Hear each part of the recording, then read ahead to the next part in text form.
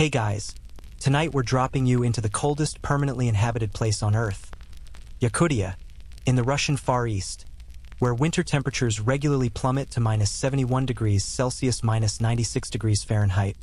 Your spit freezes before it hits the ground, and exposed skin turns to literal ice in under 2 minutes.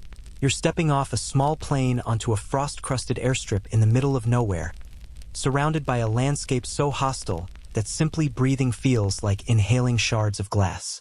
The air is so cold it doesn't just chill you.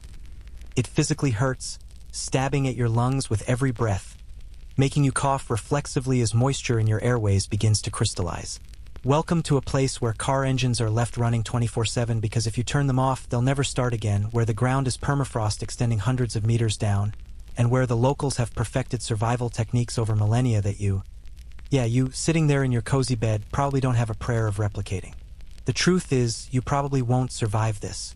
Not without preparation, not without the right gear, and definitely not with the same casual confidence you bring to a winter ski trip. This isn't a snowball fight or a picturesque Hallmark movie winter wonderland. This is nature at its most unforgiving, a place where the margin between life and death is measured in minutes, not hours. But that's exactly why we're here tonight, to walk through this frozen nightmare together, step by step, and see just how long you'd actually last. So, before you get comfortable, take a moment to like the video and subscribe, but only if you genuinely enjoy what I do here. And hey, drop a comment telling me where you're watching from and what time it is for you right now. Are you in sunny California at midnight? Rainy London at 5 a.m.? I love seeing how this little corner of YouTube connects people from all over the globe, all settling in for some sleepy storytelling. Now, dim the lights, maybe turn on a fan for that soft background hum, and let's ease into tonight's journey together. You're standing on that airstrip, and the first thing that hits you, before the cold, before the fear, is the sound. Or rather, the absence of it. Yakutian winter is eerily, profoundly quiet. Snow absorbs sound waves so efficiently that every noise feels muffled, distant, like you're wearing invisible earplugs. Your footsteps crunch on the ice-packed ground, each step sounding weirdly close and intimate, but everything beyond 10 meters fades into a cottony silence. There are no birds, no insects, no rustling leaves. Just you, your breathing, and the occasional crack of a tree branch splitting under the weight of accumulated frost. The sky above you is a pale, washed-out blue, even though it's midday. The sun hangs low on the horizon because this is deep winter in Yakutia, and the sun barely bothers to climb anymore. During the darkest months, you get maybe 3 or 4 hours of weak, slanting sunlight that never quite warms anything.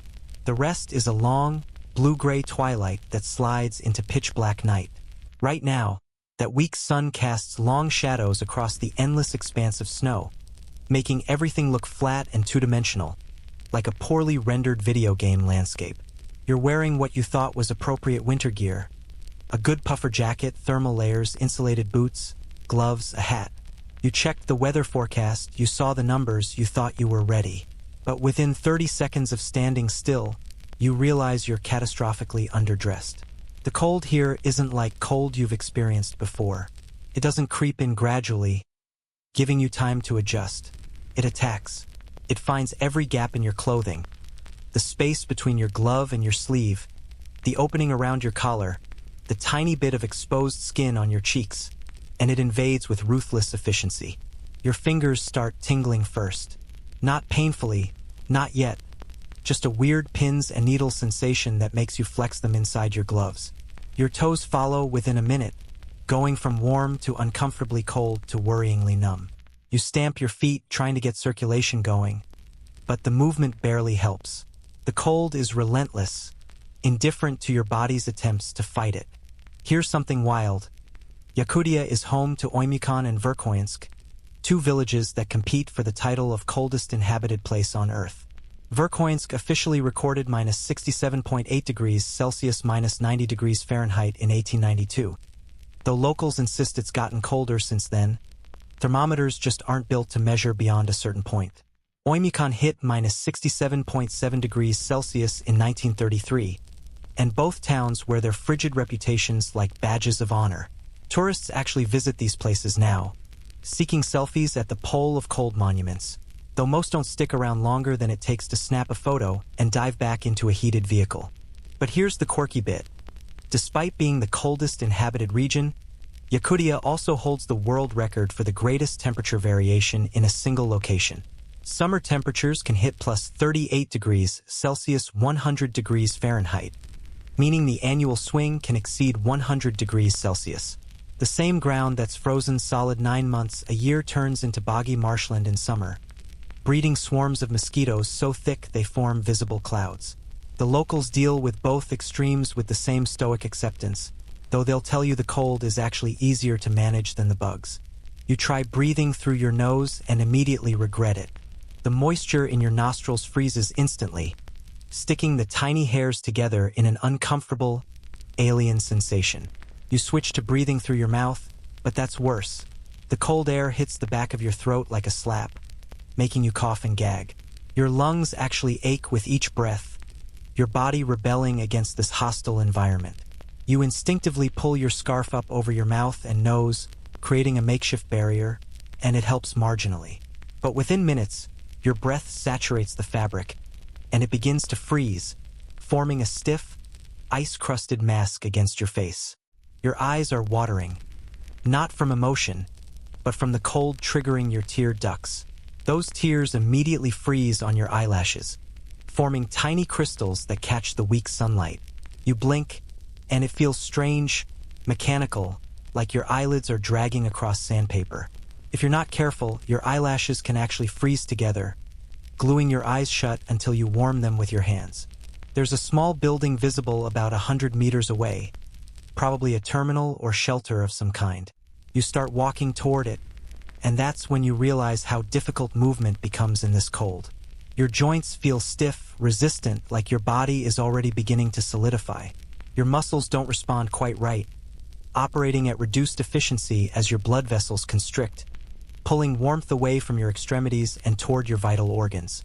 Here's where historians still argue about something fascinating. How did people first settle in this region? Archaeological evidence suggests humans have lived in Yakutia for at least 40,000 years, possibly longer, surviving through ice ages that make current conditions look balmy. But the debate centers on whether these ancient populations developed cold adaptation techniques independently or whether they brought sophisticated survival knowledge from other regions. Some researchers point to genetic markers suggesting the Yakut people have actual biological adaptations to extreme cold, higher metabolic rates, different fat distribution patterns, enhanced circulation in extremities. Others argue it's purely cultural knowledge, passed down through generations. The truth probably lies somewhere in between, but it's wild to think that while you're struggling after 30 seconds, ancient humans thrived here for millennia. The snow under your feet isn't the fluffy, picturesque kind you see in movies. It's hard-packed, almost crystalline, crunching with a particular sound that occurs only in extreme cold. Scientists call it snow squeaking. When temperatures drop below minus 20 degrees Celsius, the ice crystals don't compress smoothly anymore. They shatter and fracture with each step, creating that distinctive crunching sound. It's weirdly satisfying in a sensory way, almost musical, but it also means the snow offers no insulation, no give, just hard, frozen resistance. You're maybe halfway to the building now, and your face is completely numb. You can't feel your nose anymore, can't feel your cheeks. You try to scrunch your facial muscles, but they barely respond. This should be terrifying, and intellectually, you know it is, but the numbness itself is strangely calming, almost seductive. Your body is shutting down sensation in non-essential areas, prioritizing survival over comfort. Your hands are the real problem now.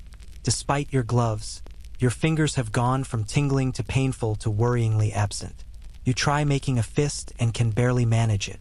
The fine motor control you take for granted, the ability to manipulate a zipper, press a button, grip a door handle, is already compromised. This is the insidious nature of extreme cold. It doesn't just make you uncomfortable. It systematically strips away your capabilities, reducing you from a competent adult to a clumsy, vulnerable creature barely able to perform basic tasks.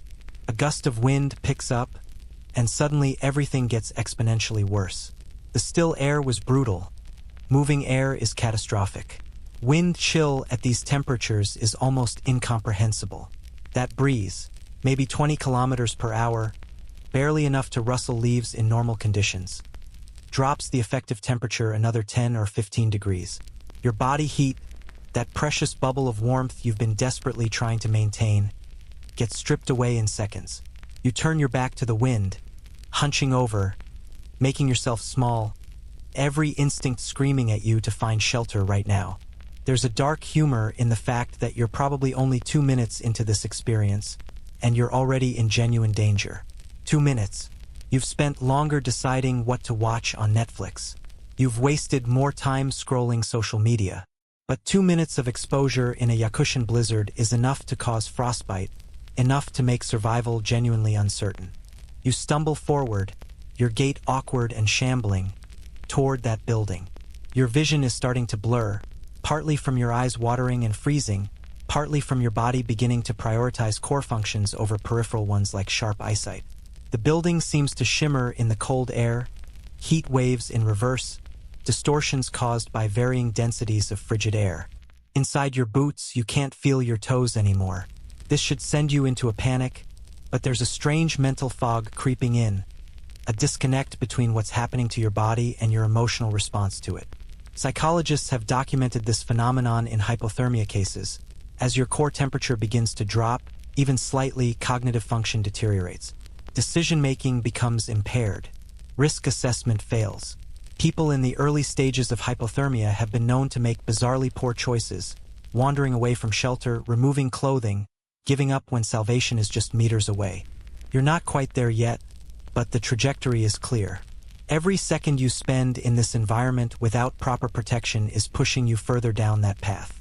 Your body is burning through calories at an accelerated rate, trying to generate heat through shivering thermogenesis.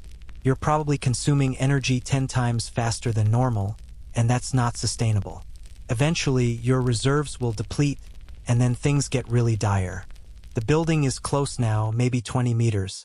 You can see frost patterns on the windows, intricate fractals of ice that would be beautiful if you weren't desperately fighting for survival.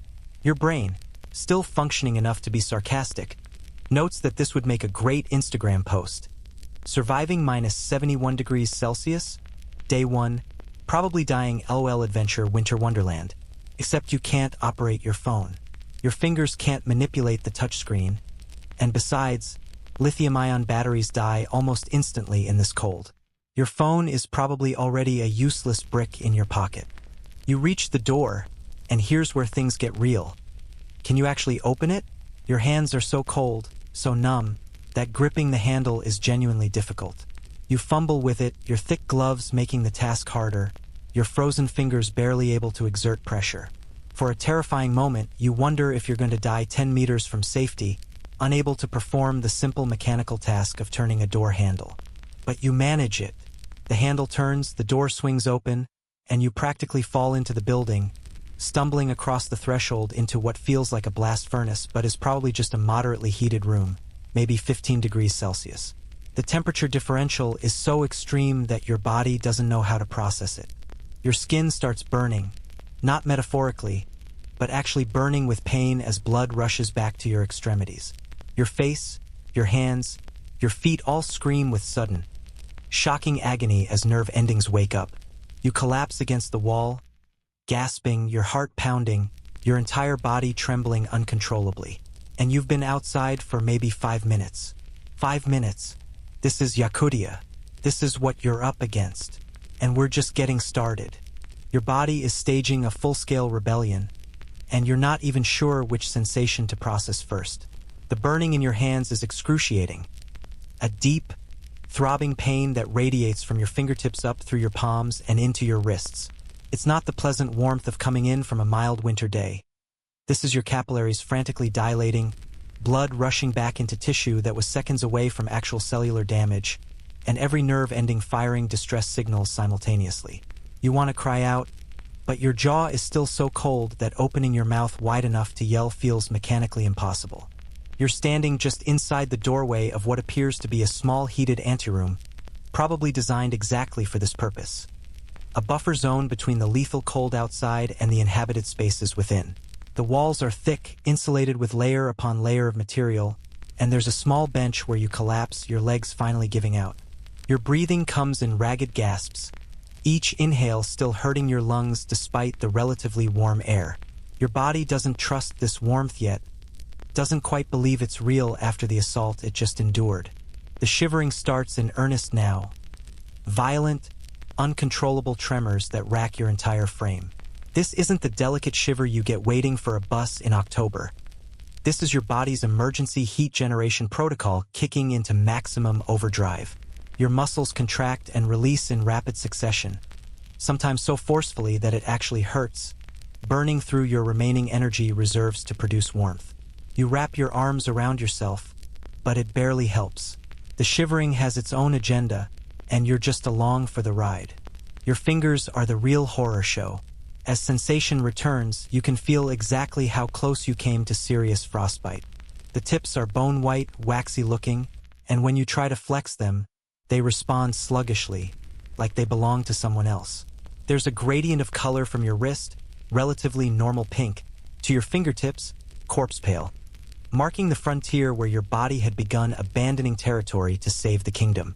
You know intellectually that you need to rewarm them slowly, carefully, but the pain is so intense that rational thought is difficult. Here's a mainstream fact that suddenly feels very relevant. The human body maintains a core temperature of around 37 degrees Celsius, 98.6 degrees Fahrenheit, and it's incredibly sensitive to deviations from that baseline. Drop just 2 degrees to 35 degrees Celsius, and you're clinically hypothermic. Drop to 32 degrees Celsius, and you're in severe hypothermia territory, where your heart rhythm becomes dangerously unstable. At 28 degrees Celsius, you're probably unconscious, your metabolic rate slowed to a crawl, hovering at the edge of death. What's terrifying is how fast those numbers can change in extreme cold. Studies of cold water immersion show core temperature dropping at rates of 1 to 2 degrees per hour in moderately cold environments, but in minus 71 degrees Celsius air with wind, you could lose those critical degrees in 15 to 20 minutes if you're not properly protected. You peel off your gloves with clumsy, painful movements and immediately notice something alarming. The fingertips of your right hand are hard to the touch, not just cold, hard. Frozen tissue.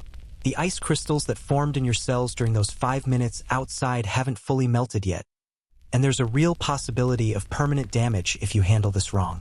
You know you're supposed to rewarm gradually, avoid hot water, avoid rubbing or massaging, but the pain is making you desperate. You tuck your hands into your armpits, using your core body heat as a gentle warming source, and nearly sob from the combination of pain and relief. Your feet are equally concerning. You can't see them through your boots, but you can feel, or rather can't feel them. There's a distant, muffled sensation, like your feet are wrapped in thick cotton, disconnected from your conscious control. You stomp them gently, trying to encourage circulation, but it's hard to tell if it's helping. Taking off your boots right now feels risky. You're not sure you'd be able to get them back on if your feet swell, and besides, you're terrified of what you might find in there. Here's the quirky detail that medical researchers find fascinating. Frostbite doesn't happen uniformly. Your nose, ears, cheeks, fingers, and toes, the areas farthest from your core, are obviously most vulnerable, but there's significant individual variation in susceptibility. Some people's extremities have better circulation, more efficient vasoconstriction control, or simply more subcutaneous fat for insulation. The Yakut people, who've lived in this environment for generations, show measurably better cold tolerance than newcomers. Studies have documented that native Yakutians maintain higher skin temperatures in their hands and feet during cold exposure, possibly due to genetic adaptations in their vascular systems. Meanwhile, you, a soft outsider with normal human circulation, are learning exactly how vulnerable you really are. The mental fog you felt outside is starting to clear slightly in the warmth, and with clarity comes fear. You replay those 5 minutes in your head and realize how many mistakes you made. Standing still for too long, breathing through your mouth, not protecting your face adequately, underestimating the wind. Any one of those errors could have been catastrophic with just slightly worse conditions or a few more minutes of exposure. Your watch tells you it's been about 10 minutes since you stumbled inside, and your body is still in crisis mode. The shivering continues, though it's marginally less violent now. The burning pain in your extremities has evolved into a deep, nauseating ache. You're thirsty, intensely thirsty, which makes sense because your body has been working overtime, and the air outside was so dry it was literally sucking moisture from your lungs with every breath. That's another insidious aspect of extreme cold. It's often accompanied by extremely low humidity, and you can become dangerously dehydrated without sweating a single drop. There's a thermos on a small table nearby. Someone's kindness, left for people in exactly your situation. You reach for it with trembling hands, nearly knock it over, and eventually manage to unscrew the cap. Steam rises from the opening, and you bring it to your lips, expecting tea or coffee. It's hot water, just hot water, and it's the most delicious thing you've ever tasted. The heat spreads through your chest, radiating outward, and you can feel your body accepting this gift of warmth, using it to stabilize your core temperature. Historians still argue about how ancient peoples survived without modern heating technology. Archaeological sites in Yakutia have revealed sophisticated cold weather adaptations dating back thousands of years, dwellings partially underground for insulation, elaborate fur clothing systems, knowledge of which woods burn hottest and longest. But there's debate about survival rates, particularly for children and elderly. Some researchers argue that infant mortality in extreme cold climates was catastrophically high, potentially reaching 50% or more during the harshest winters. Others point to evidence of long-lived elders, suggesting that those who survived childhood became remarkably resilient. The controversial question is whether these populations thrived or merely endured, and whether their quality of life can be meaningfully assessed from skeletal remains and artifacts. You're warming up enough now that you can take stock of your situation more rationally. You've survived the initial exposure, but you're acutely aware that this was a controlled scenario. You knew there was shelter nearby, you were never truly lost or alone, and you were outside for just 5 minutes. A real survival situation would be exponentially worse. No guaranteed shelter, no thermos of hot water waiting. Possibly injured, possibly disoriented, definitely exhausted. Your clothing, which seemed inadequate outside, is now clearly visible in the better light. Your jacket, while decent for normal winter conditions, is a joke here. It's designed for urban environments, maybe ski resorts, places where you're never more than a few minutes from heated indoors. The insulation is too thin, the coverage incomplete. There are gaps at the wrists where cold air rushed in. The hood is poorly designed, leaving your face exposed. Your pants are even worse, regular jeans with long underwear beneath, providing minimal insulation and zero wind protection. Meanwhile, proper Yakutian winter clothing is an engineering marvel developed over centuries. The traditional outfit includes multiple layers of reindeer fur, and specifically reindeer, because those hairs are hollow, creating superior insulation compared to other furs. The inner layer is worn with the fur facing inward, against the skin. The outer layer has fur facing outward, creating a dead airspace between the layers that acts as insulation.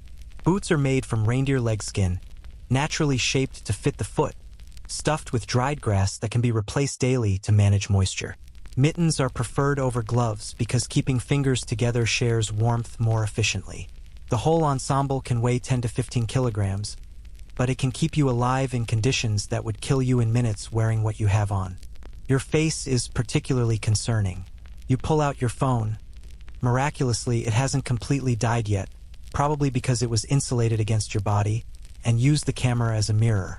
Your cheeks are blotchy, red and white in patches, classic signs of first-degree frostbite. Your nose is bright red, the tip worryingly pale. Your lips are chapped and cracked, already showing the effects of extreme dehydration and cold. You look like someone who's been in a fight and lost badly, which isn't far from the truth. Nature just beat you up, and you've got the bruises to prove it. The physiological response to extreme cold is fascinating and terrifying in equal measure. When your body detects life-threatening cold, it prioritizes ruthlessly.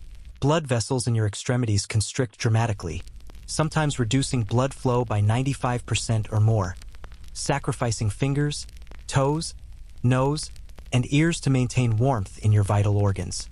Your heart rate increases initially, trying to pump more blood, but if the cold continues, everything slows down. Heart rate drops, breathing becomes shallow, metabolic processes grind toward a halt. Your body is essentially trying to hibernate, to reduce energy expenditure and survive until conditions improve. But here's the cruel paradox. The physiological responses that help you survive short-term can kill you long-term. Vasoconstriction saves your core but dooms your extremities to frostbite. Shivering generates heat but exhausts your energy reserves. Reduced mental function prevents panic but also prevents rational problem-solving. Your body is playing a desperate game of triage, making brutal calculations about what it can afford to lose. You take another sip of hot water and notice your hands are shaking less now. The color is returning to your fingertips. They're red and angry-looking, but the dangerous white patches are shrinking. This is good. This means the tissue is recovering, blood flow is returning, permanent damage might be avoided. But it still hurts like hell, a deep burning ache that makes you want to whimper. Outside, through the small frosted window, you can see the landscape you just barely survived. It looks peaceful from in here, almost beautiful in a stark, minimalist way. The endless white, the pale blue sky, the long shadows. It's a lie, of course. That beauty is a death trap, and you know it now in a visceral way you didn't understand before. This isn't an adventure. This isn't a story to tell at parties. This is a place that wants you dead and has countless efficient ways to make that happen. The reality is sinking in. You've been indoors for maybe 20 minutes now, and you're still recovering from 5 minutes of exposure. That's a 4-to-1 ratio of recovery time to exposure time, and that's with immediate access to shelter and warmth. Imagine if you'd been outside for an hour. Imagine if you couldn't find shelter. Imagine if you were alone, injured, or lost. The math becomes impossible. Your body simply cannot recover faster than the cold damages it. You're warm enough now that drowsiness is creeping in. Another danger sign, actually. The sudden temperature change, combined with your body's exhausted state, is triggering a shutdown response. You want to curl up on this bench and sleep, let your body fully recover. But you know intellectually that you need to keep moving, keep monitoring yourself, watch for signs of serious frostbite or delayed hypothermia symptoms. Your first hour in Yakutia is almost over, and you've learned more about human vulnerability than you ever wanted to know. You've felt your body begin to fail sensation by sensation, function by function. You've experienced the seductive numbness, the painful return to warmth, the terror of realizing how quickly everything can go wrong. And the worst part? This was controlled. This was safe. This was just a taste. The real blizzard hasn't even started yet. You can't stay in this anteroom forever. As warm and safe as it feels compared to the frozen hellscape outside, you know that real survival in Yakutia means finding proper shelter. Something more substantial than a transitional space with a bench and a thermos. Your body has stabilized somewhat. The violent shivering has subsided to occasional tremors, and you can flex your fingers again, though they ache with a deep, bone-level pain that suggests you're not out of danger yet. You need to make decisions, and you need to make them while you still have the cognitive capacity to think clearly. The inner door leads deeper into what you now recognize as some kind of research station or administrative building. You push through, grateful that this door opens easily, and find yourself in a sparse corridor lined with notices in Russian and Yakut, languages you don't read, rendering all the presumably helpful information completely useless to you. There are diagrams, though, and you recognize the universal symbols for fire exits, first aid, and what might be living quarters. The building is warm, genuinely warm, maybe 20 degrees Celsius, and the contrast with outside is so extreme that you're sweating beneath your inadequate layers. Here's where you confront an essential truth about cold weather survival. Shelter isn't just nice to have. It's the absolute, non-negotiable foundation of staying alive. Without shelter, everything else is meaningless. The best clothing in the world will eventually fail if you're constantly exposed to minus 71 degrees Celsius winds. You can't maintain a fire in a blizzard. You can't stay hydrated if your water freezes solid. You can't make rational decisions if hypothermia is eroding your cognition. Shelter is the fortress wall that holds back the killing cold, and without it, you're playing a game with a timer counting down to your death. You wander down the corridor, looking for someone, anyone, who might help orient you, but the building seems largely empty. This makes sense, actually. It's midday on a winter weekday in one of the most remote regions on Earth. Most people are either working elsewhere, hunkered down in their homes, or have long since learned not to venture out unnecessarily. The few buildings that exist in settlements like Oymyakon or Verkhoyansk are connected by life-giving heat and electricity, but between them stretches the void, frozen, hostile, indifferent to human life. You find a room that appears to be a common area. There's a table, some chairs, a small electric heater glowing in the corner, and blessedly another thermos, this one containing actual tea. You pour yourself a cup with still shaky hands and sit down, trying to process what you've learned. The tea is black, strong, unsweetened, and it courses through you like liquid courage. The Russians and Yakuts know their tea. It's not a luxury here. It's a survival tool, a way to get heat and hydration into your body simultaneously. Let's talk about what proper shelter means in this environment, because it's not what you're picturing. Back home, shelter might mean a tent, a lean-to, maybe a basic cabin. Here, those options range from inadequate to actively suicidal. A standard camping tent in minus 71 degrees Celsius temperatures would be a death trap. The fabric would freeze stiff, condensation from your breath would coat everything in ice, and the minimal insulation would be utterly overwhelmed by the cold. Even heated tents, the kind used by researchers in Antarctica, require constant fuel sources and careful management to prevent carbon monoxide poisoning. Traditional Yakutian dwellings evolved over centuries to address these exact challenges. The classic design is called a balagan or urasa, a conical structure made from wooden poles covered with birch bark and animal skins, then insulated with earth and snow. Yes, snow. Counterintuitive as it sounds, snow is an excellent insulator when packed correctly, trapping air in its crystalline structure. The entrance is always low and indirect, preventing wind from blowing straight in. Inside, there's a central hearth, and the smoke escapes through a hole at the apex, though some smoke is deliberately allowed to linger because it helps preserve the furs and wood from moisture and pests. But the real genius is that these structures are partially underground.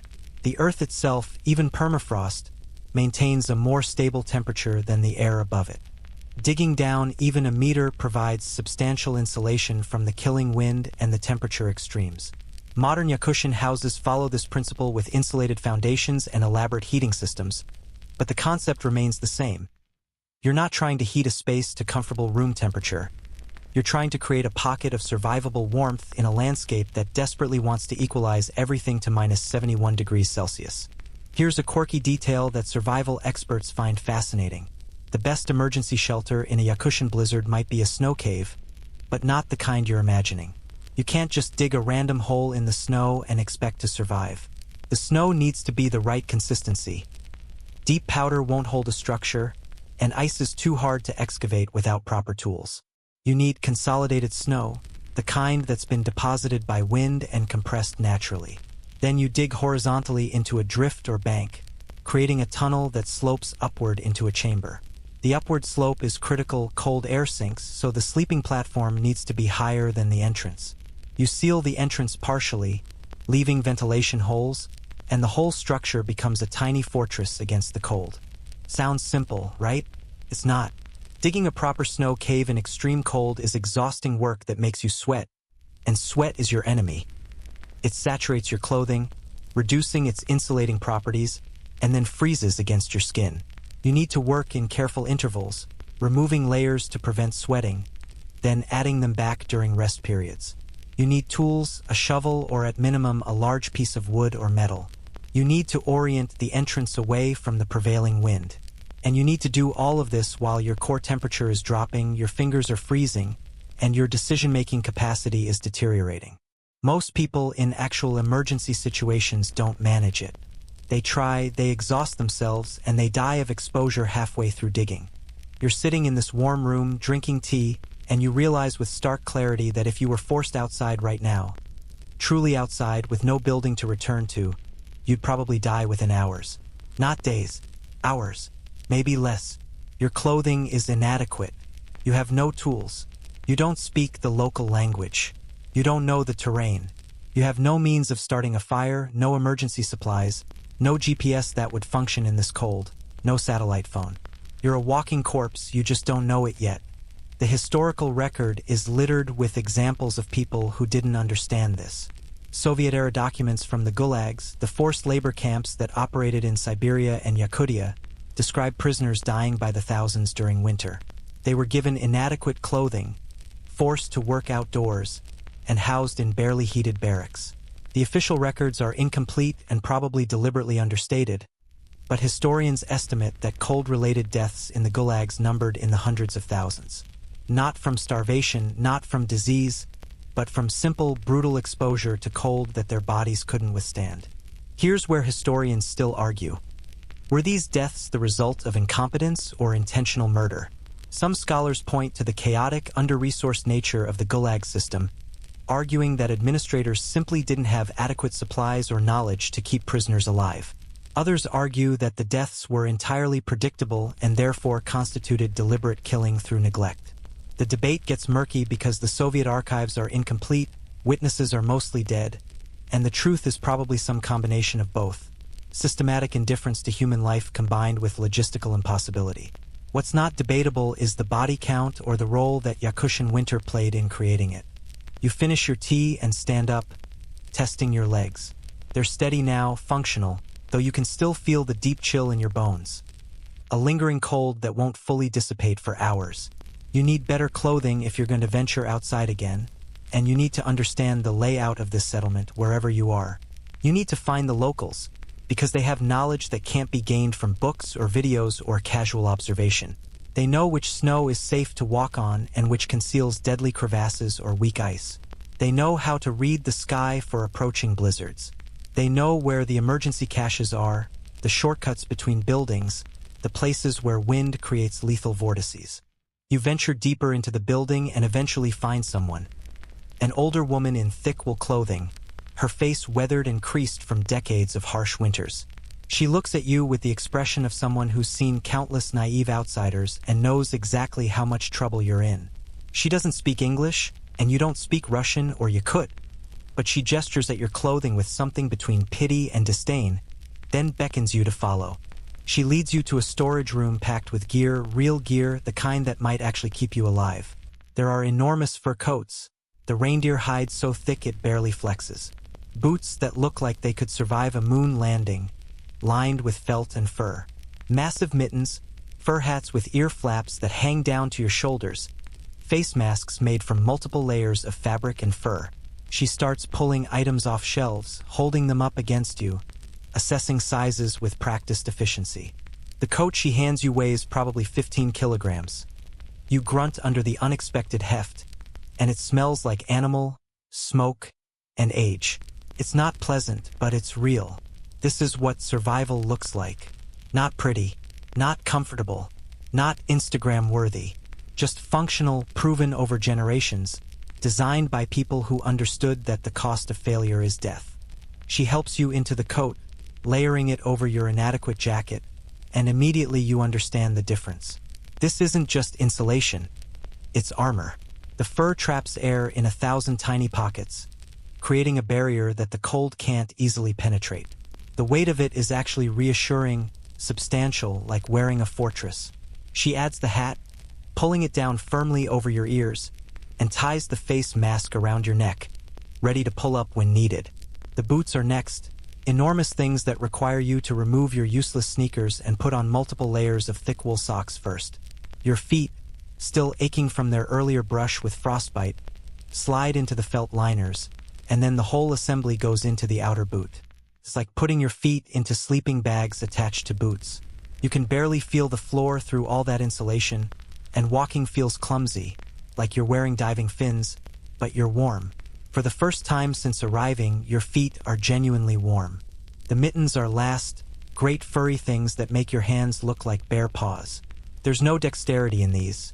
You couldn't operate a phone or tie a knot or do any fine manipulation, but you could keep your hands attached to your body, which seems like a reasonable trade-off. She shows you a trick. There are thin liner gloves inside the mittens, so if you need to do something delicate, you can remove the mitt temporarily, work with the liner glove, then get the mitt back on before your hands freeze. She steps back and examines you, nods with what might be approval or might just be acknowledgement that you're now slightly less likely to die immediately, and says something in Russian. You shrug helplessly, and she sighs, the universal sound of someone dealing with an idiot who doesn't speak the language. But she's not unkind. She gestures toward a window, toward the world outside, and makes a cutting motion across her throat. The message is clear. Even with proper clothing, outside is death. Don't be stupid. Don't take chances. Respect the cold. You nod, understanding. You're dressed now in what might actually be adequate protection, though the real test would be going back outside, and frankly, you're not eager to try that experiment again. The memory of those 5 minutes is still too fresh. The pain in your fingers still too real. Shelter, you've learned, isn't just about walls and roofs. It's about the entire system of survival, the knowledge, the clothing, the equipment, the social structures that share resources and information. It's about understanding that you're not conquering nature or proving your toughness. You're a fragile biological machine that operates within narrow temperature parameters, and outside those parameters you break. Shelter is how you maintain those parameters. Everything else is just details. You're as prepared now as you're going to be, wrapped in furs like an ancient hunter, standing in a warm building in the coldest inhabited place on Earth. And you still wouldn't bet on your survival if you had to spend a night outside. Because the cold doesn't care about your preparation. It doesn't care about your gear or your determination or your will to live. It just waits, patient, eternal, ready to reclaim every degree of heat you stole from it. The old woman, you've mentally started calling her grandmother, though you have no idea if she has grandchildren or what her actual name is, gestures for you to sit down again. She disappears for a moment and returns with a plate of food. Frozen fish, sliced thin, with some kind of berry preserve on the side, and chunks of what looks like solidified fat. Your Western sensibilities recoil slightly, raw frozen fish for lunch. But you're hungry enough that you take a piece and bite into it. It's called stroganina, and it's a Yakutian staple. Fresh fish frozen so rapidly in the extreme cold that it maintains its texture and flavor. Sliced thin and eaten raw, sometimes with salt or spices. It's actually delicious in a weird way, and more importantly, it's packed with calories and nutrients. The fat chunks, probably reindeer or seal fat, are even more critical. Fat is survival fuel in the Arctic. It's energy dense, it helps your body generate heat, and the traditional Yakutian diet is extremely high in fat and protein, low in carbohydrates, because that's what keeps you alive when your body is burning thousands of extra calories per day just to maintain temperature. The berries provide essential vitamins, preventing scurvy and other deficiency diseases that plagued early explorers who didn't understand the importance of varied nutrition in extreme climates. Grandmother watches you eat with satisfaction, then begins what can only be described as a survival lesson, taught through gesture, demonstration, and the occasional emphatic grunt. She's probably done this before, educated foolish outsiders who showed up unprepared, and she's developed a teaching method that transcends language barriers. First, she demonstrates layering. She holds up fingers 1, 2, 3 for layers. Base layer against skin, insulating layers in the middle, wind-breaking outer layer, and then the massive fur coat on top of everything. She points at your original outfit with clear disdain, your single pathetic jacket, your jeans, and shakes her head firmly. Wrong. Deadly wrong. Then she shows you how to check for gaps. She runs her hand along sleeve edges, collar, waist, anywhere that cold air might infiltrate. Every gap must be sealed, overlapped, tucked away. The cold is like water. It finds every opening and floods through. She demonstrates the face mask, pulling it up over her nose and mouth, showing how to breathe through the fabric so your breath warms before hitting your lungs, and how the moisture from your breath freezes in the mask rather than inside your airways or on your face. When the mask becomes too saturated with ice, you change it for a dry one. She has 3 masks hanging on a hook, a rotation system, where 1, dry 2. Simple, effective, learned through generations of experience. Next comes movement strategy. She demonstrates walking, slow, deliberate steps. No running, no rushing. Running makes you sweat, and sweat is death. She shows you how to stomp your feet periodically to maintain circulation, how to swing your arms carefully to keep blood flowing to your hands. She demonstrates the importance of staying oriented. She points at landmarks visible through the window, makes a gesture of following them, shows what happens if you lose sight of reference points. She spins in a circle, hands out, face confused. This is you in a whiteout, completely lost, probably dead. Here's a mainstream survival fact that grandmother is essentially teaching through mime. Thermoregulation in extreme cold requires constant active management. Your body isn't a passive system that automatically maintains temperature. It's a dynamic process that requires your conscious participation. You need to balance activity level with heat generation and heat loss. Too sedentary, and you don't generate enough metabolic heat. Too active, and you sweat and exhaust yourself.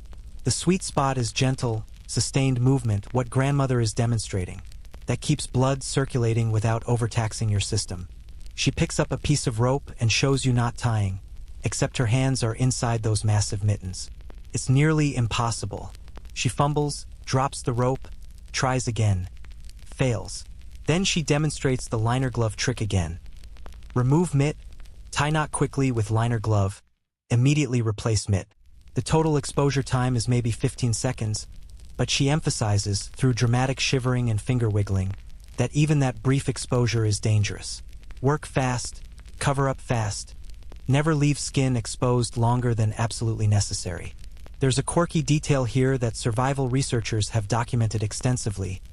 Manual dexterity in extreme cold is one of the first casualties of exposure. Studies show that finger coordination begins to degrade significantly once skin temperature drops below 12 degrees Celsius, and it becomes nearly impossible below 8 degrees Celsius.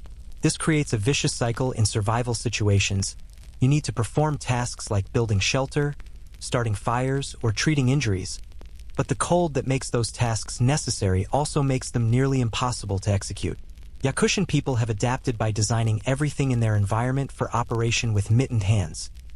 Door handles are large and simple, tools have oversized grips, fastenings are easy release rather than delicate buttons or zippers. Grandmother moves on to fire. She sets up a small demonstration on the table using what appears to be kindling kept specifically for teaching purposes. She shows you the types of wood that work best: dry birch, larch, and the types to avoid. She demonstrates the structure. Tinder in the center, kindling arranged in a teepee around it, larger logs ready to add once the fire establishes. But then she does something unexpected. She holds up her mittened hand and slaps the pile, scattering it. Then she points outside and makes a wind-whooshing sound. Her point is clear. Fires in extreme cold are incredibly difficult to maintain. Wind extinguishes them, snow smothers them, wood doesn't ignite easily when it's frozen solid, and you can't hold your hands near flames long enough to warm them without the wind chill on your back killing you from behind.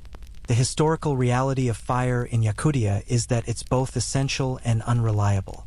Archaeologists have found ancient hearth sites throughout the region, some dating back tens of thousands of years, showing that fire has always been central to survival.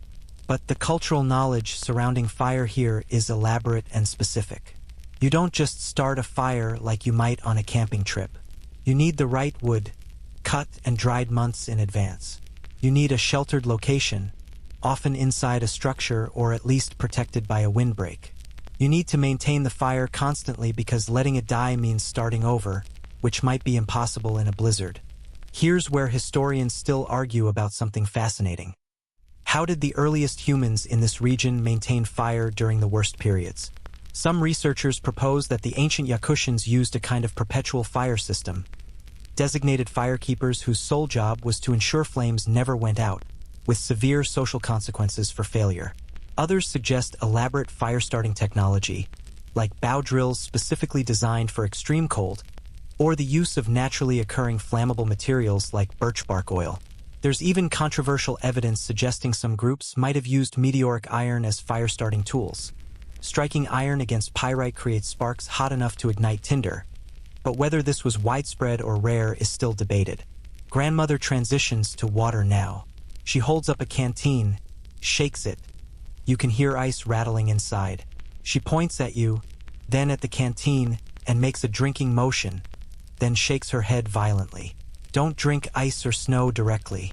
It lowers your core temperature, wastes body heat melting it in your stomach, and can cause severe discomfort or even hypothermia if you consume too much.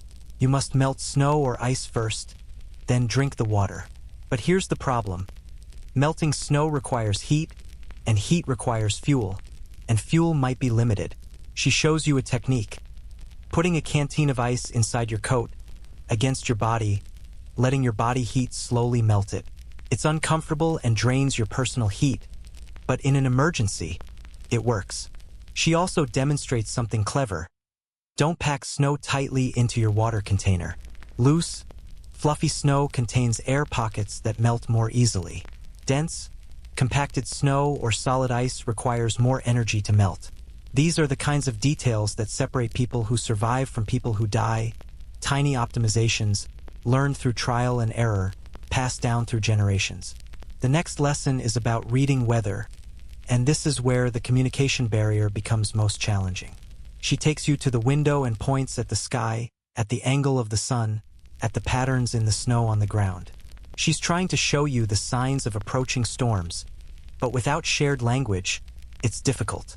You catch some of it, certain cloud formations, changes in wind direction, the behavior of what little wildlife exists. There's a particular quality to the light before a major storm, a kind of flat, gray luminescence that she seems to be describing, but you're not confident you'd recognize it in practice. Modern meteorology can predict Yakutian weather with reasonable accuracy, but that doesn't help you if you don't have access to forecasts. And in a survival situation, you need to read the natural signs because conditions can change rapidly. A clear day can deteriorate into a lethal blizzard within hours. The locals know this intimately. They've been reading these signs their entire lives. You, on the other hand, would be guessing, gambling your life on interpretations of natural phenomena you barely understand. Grandmother pulls out a map, hand-drawn, clearly personal, showing the local area with buildings marked, routes between them indicated with lines. She traces a path from one building to another, showing what appears to be safety ropes or guide cables strung between structures. During blizzards, when visibility drops to zero, these ropes are literal lifelines. You hold onto the rope and follow it from building to building, never letting go, because stepping away from the rope means instant disorientation and probable death. There are documented cases of people dying just meters from safety because they lost the guide rope. A researcher in Antarctica stepped away from a rope to urinate, became disoriented in a sudden whiteout, and was found frozen to death the next day less than 20 meters from his base camp. The same thing happens in Yakutia. The old woman's map shows these routes with reverent care, marking them as sacred paths, because that's essentially what they are, channels of survival through a landscape of death. She demonstrates what to do if you lose the rope. Stop immediately. Don't wander. Don't try to find your way. Stop. Get as low to the ground as possible to reduce wind exposure and wait. Build a windbreak with snow if you can. Conserve energy. Hope someone finds you. It's not a great plan, but it's better than stumbling blindly into the void. The lesson goes on for what feels like hours. She's relentless, covering every aspect of survival she can communicate through gestures and demonstrations. How to recognize frostbite on yourself and others. How to share body heat if multiple people are stranded together. How to use your body to protect essential supplies from freezing. How to tell if ice is safe to walk on, thickness, color, sound when tapped.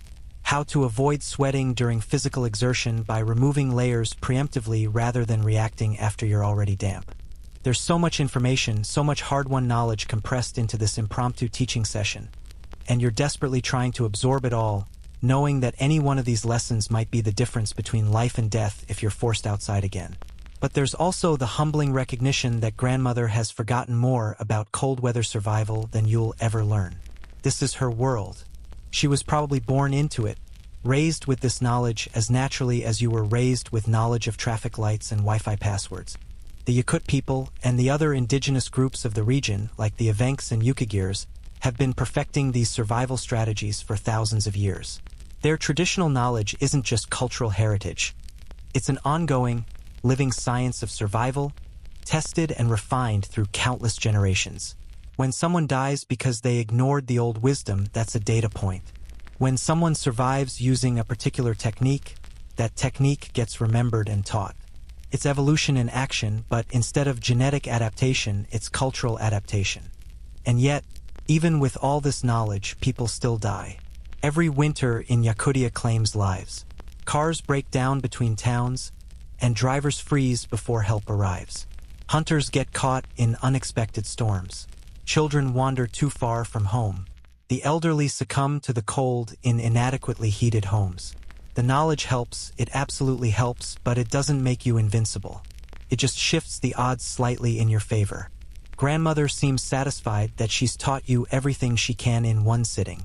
She pats you on the shoulder, a surprisingly gentle gesture from this weathered survivor, and says something in Russian that sounds almost affectionate. You wish desperately that you could thank her properly, could express how much this lesson means, but you settle for a deep bow of respect, which seems to please her.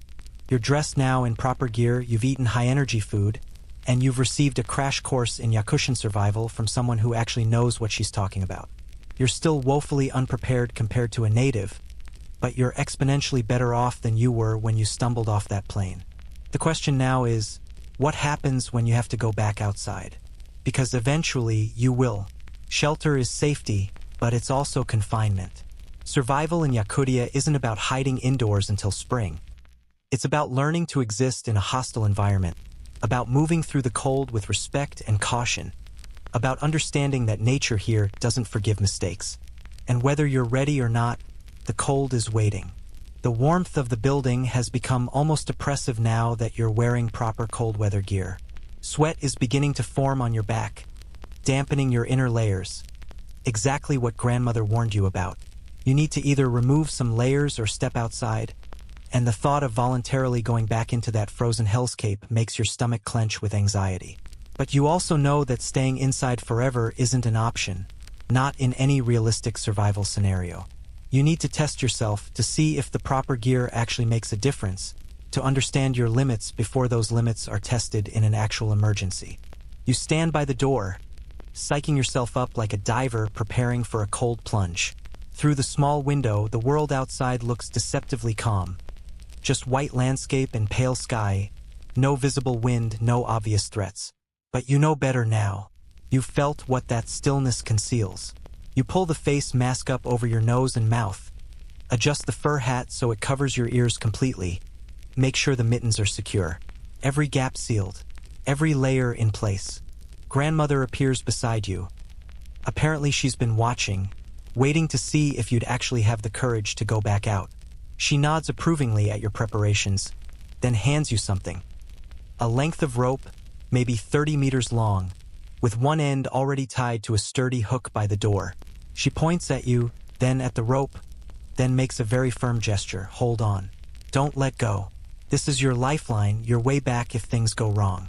You loop the rope around your wrist several times, securing it, and she nods again. You push open the door, and the cold hits you like a physical wall, but differently this time. Instead of knives of ice penetrating every gap in your clothing, you feel the cold as a presence, a pressure, but one that's being held at bay by layers of fur and insulation. It's still brutally, punishingly cold, but it's not immediately incapacitating. This is what proper gear does.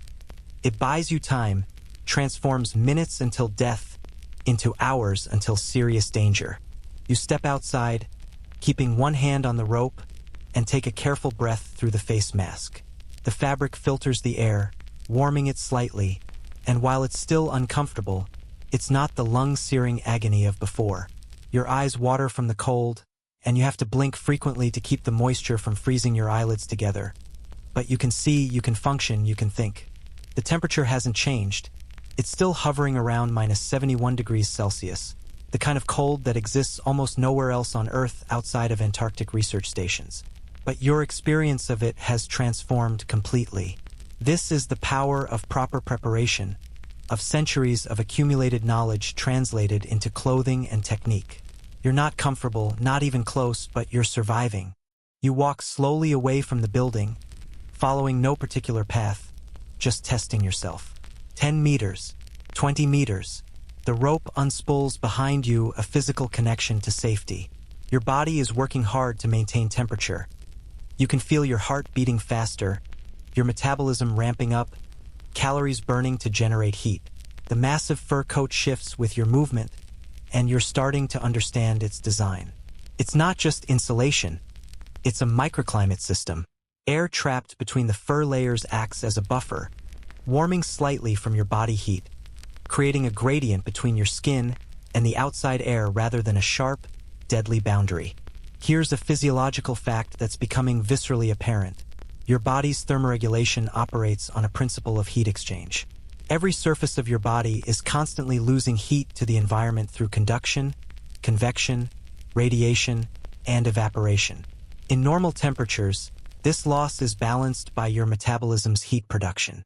But at -71 degrees Celsius, the gradient is so extreme that heat pours out of you like water from a leaking bucket. The only way to survive is to slow that leak to a rate your metabolism can sustain, and that's exactly what all this gear is doing. Not stopping heat loss, which is impossible, but slowing it to a survivable rate. Your hands inside the massive mittens are warm. Not toasty, not comfortable, but functional. Your toes, wrapped in layers of felt and fur inside those enormous boots, are cold but not dangerously so. Your face, protected by the mask and the fur framing of your hood, tingles with cold but isn't going numb. This is manageable. This is survivable. For now. But there's a creeping awareness building in your mind. You're not actually doing anything out here. You're just standing near a building, in relatively calm conditions, for a few minutes. Real survival would mean hours of exposure, possibly days. It would mean exertion, building shelter, gathering fuel, traveling to find help. It would mean decision-making under stress, problem-solving while your brain is operating at reduced capacity. It would mean managing fatigue, hunger, dehydration, and the psychological weight of isolation and fear. You look around at the landscape, trying to imagine what it would be like to be truly alone here. The settlement, such as it is, consists of maybe a dozen buildings scattered across the frozen terrain, connected by rough tracks and those crucial guide ropes. Between the buildings, nothing. Just snow, ice, and the occasional skeletal tree, frost-covered and lifeless. The horizon is flat and featureless in most directions, offering no natural landmarks, nothing to orient by except the weak sun. Getting lost here would be absurdly easy. A whiteout, a moment of disorientation, a single wrong turn, and you could wander in circles until exhaustion and hypothermia claimed you. Search and rescue would be nearly impossible in blizzard conditions. You'd be on your own, your survival dependent entirely on your knowledge, your gear, and your ability to make correct decisions while your body and mind deteriorated. There's a documented phenomenon in hypothermia cases called paradoxical undressing. People in the final stages of hypothermia often remove their clothing, apparently feeling hot despite their core temperature being lethally low. Researchers believe this happens because the muscles controlling blood vessel constriction finally exhaust themselves and relax, allowing a rush of blood to the extremities. The victim feels a sudden flush of warmth and, in their confused state, interprets this as overheating. They strip off their protective layers and die within minutes. Rescue workers regularly find frozen bodies that are partially or completely naked, surrounded by the discarded clothing that could have saved them. This is what betrayal by your own body looks like. Your thermoregulation system, pushed beyond its limits, essentially lies to you, tells you everything is fine when you're actually dying. And in your impaired cognitive state, you believe the lie. You act on it. You seal your own fate. You're thinking about this, about all the ways your body might betray you, when you notice the wind is picking up. Not dramatically, not yet, but you can feel it. A slight but increasing pressure against your coat. A faint whistling sound that wasn't there a minute ago. The wind in Yakutia isn't like wind elsewhere. It's a killing force, a mechanical process that strips heat from your body with ruthless efficiency. Wind chill at these temperatures is almost incomprehensible to people from temperate climates. Here's the math, simplified. Still air at -71 degrees Celsius is brutal but survivable with proper gear. Add a 30-kilometer-per-hour wind, and the effective temperature, the rate at which your body loses heat, drops to something like -95 degrees Celsius or lower. The exact calculations break down at these extremes because the standard wind chill formulas weren't designed for temperatures this cold. But the practical effect is clear. Wind transforms difficult into impossible. Exposed skin would freeze in under a minute. Even protected skin is at serious risk. The cold finds its way through every imperfection in your clothing, every seam, every gap. The wind is bringing something else, too. Snow. Not falling snow. The air is too cold for much precipitation, but ground snow, picked up and flung by the wind, creating a horizontal blizzard that reduces visibility and gets into everything. You can see it starting now, a haze developing near the ground, fingers of white reaching across the landscape. Within minutes, this could develop into a full whiteout, the kind grandmother warned you about with her spinning, disoriented pantomime. You decide you've tested yourself enough. You turn back toward the building, and here's where you discover an unsettling truth. It's harder to find than you expected. The building is right there, maybe 30 meters away, clearly visible, and you have a rope leading directly to it. But the increasing snow haze is making everything look flat and featureless. Your depth perception is compromised. Your sense of direction feels uncertain. If you didn't have the rope, if you had to navigate by sight alone, you could easily walk right past the building without seeing it clearly. You follow the rope back, hand over hand, the way grandmother taught you. Don't trust your eyes, trust the rope. The physical connection is reliable in ways that vision isn't. Within a minute you're back at the door, pulling it open, stumbling inside, and the warmth hits you with almost painful intensity. You've been outside maybe 10 minutes this time, and while it wasn't comfortable, it was manageable. This is progress. This is proof that proper preparation makes survival possible. But you're also acutely aware that you haven't really been tested. 10 minutes in relatively calm conditions within sight of shelter with a rope to guide you back. This is survival on easy mode. Grandmother is waiting inside, and she looks at you with what might be respect. You made it. You went out, you came back, you didn't panic or do anything stupid. Small victories matter in this environment. She gestures for you to remove the outer layers, to let them dry, to drink more tea, to rest. You're learning the rhythm of survival in extreme cold. Short periods of exposure, followed by longer periods of recovery. Push too hard, stay out too long, and you don't bounce back. You deplete yourself. You start losing the war of attrition against the cold. Here's a quirky detail that physiologists find fascinating. Repeated cold exposure can actually improve your cold tolerance, but only to a point. Studies of people living in extreme cold environments show adaptations like increased metabolic heat production, improved circulation to extremities, and enhanced shivering efficiency. The Yakut people demonstrate these adaptations measurably. But these changes take years to develop fully, and they don't make you immune, they just shift your survival margin slightly. You, having arrived today, have no such adaptations. Your body is responding to the cold with the same mechanisms as any human, with no enhanced efficiency, no genetic or developed advantages. The psychological dimension is equally crucial and often underestimated. Surviving extreme cold isn't just about maintaining body temperature. It's about maintaining mental function and morale. Depression, anxiety, and despair are genuine threats in isolation and extreme conditions. Seasonal affective disorder affects people in northern latitudes at much higher rates than elsewhere, driven by reduced sunlight and prolonged confinement indoors. In survival situations, the will to live, the determination to keep fighting, to not give up, can be the deciding factor between someone who makes it and someone who doesn't. There are documented cases of people surviving extreme cold exposure through sheer determination, and equally tragic cases of people giving up when survival was still possible. The mind and body are intimately linked in thermoregulation. Stress and fear increase metabolic rate, burning calories faster. Despair can lead to reduced movement, accelerating hypothermia. Hope and purpose drive you to take the actions necessary for survival, building shelter, maintaining fire, rationing supplies. Historians still argue about the psychological toll of the Gulag labor camps in these regions. The physical hardships are documented: starvation rations, inadequate clothing, forced outdoor labor.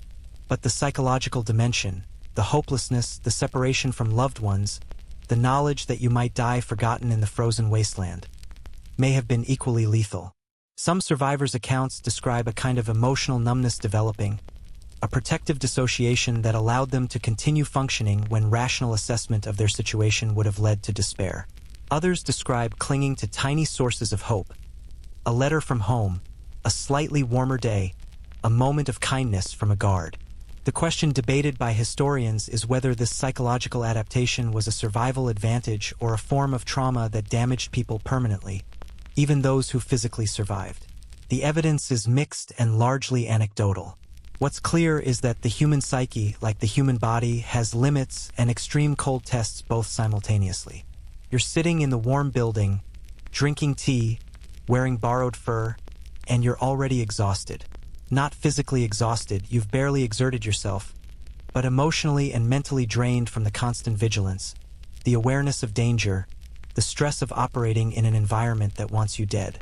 You've been in Yakutia for a few hours, and you're already fantasizing about leaving, about warm beaches and tropical breezes, about never being cold again. The locals don't have that option. This is their home, their entire world. They've built lives here, raised families, created communities in one of the most hostile environments humans have ever chosen to inhabit permanently. There's something simultaneously admirable and incomprehensible about that choice, about deciding to stay generation after generation, in a place where survival requires constant effort and where winter lasts 8 or 9 months of the year. Your body is recovering from the cold exposure, but slowly. Your core temperature, which dropped slightly during your time outside despite all the gear, is climbing back to normal. Your extremities, which were cold but not dangerously so, are warming up, blood flow returning fully.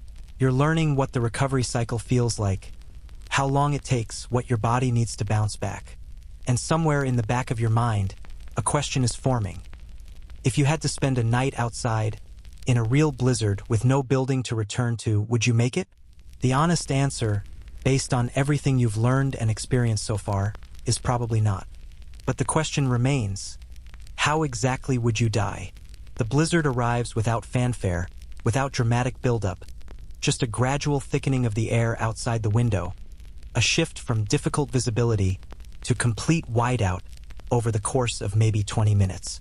You watch it develop with morbid fascination, grateful to be observing from inside rather than experiencing it directly.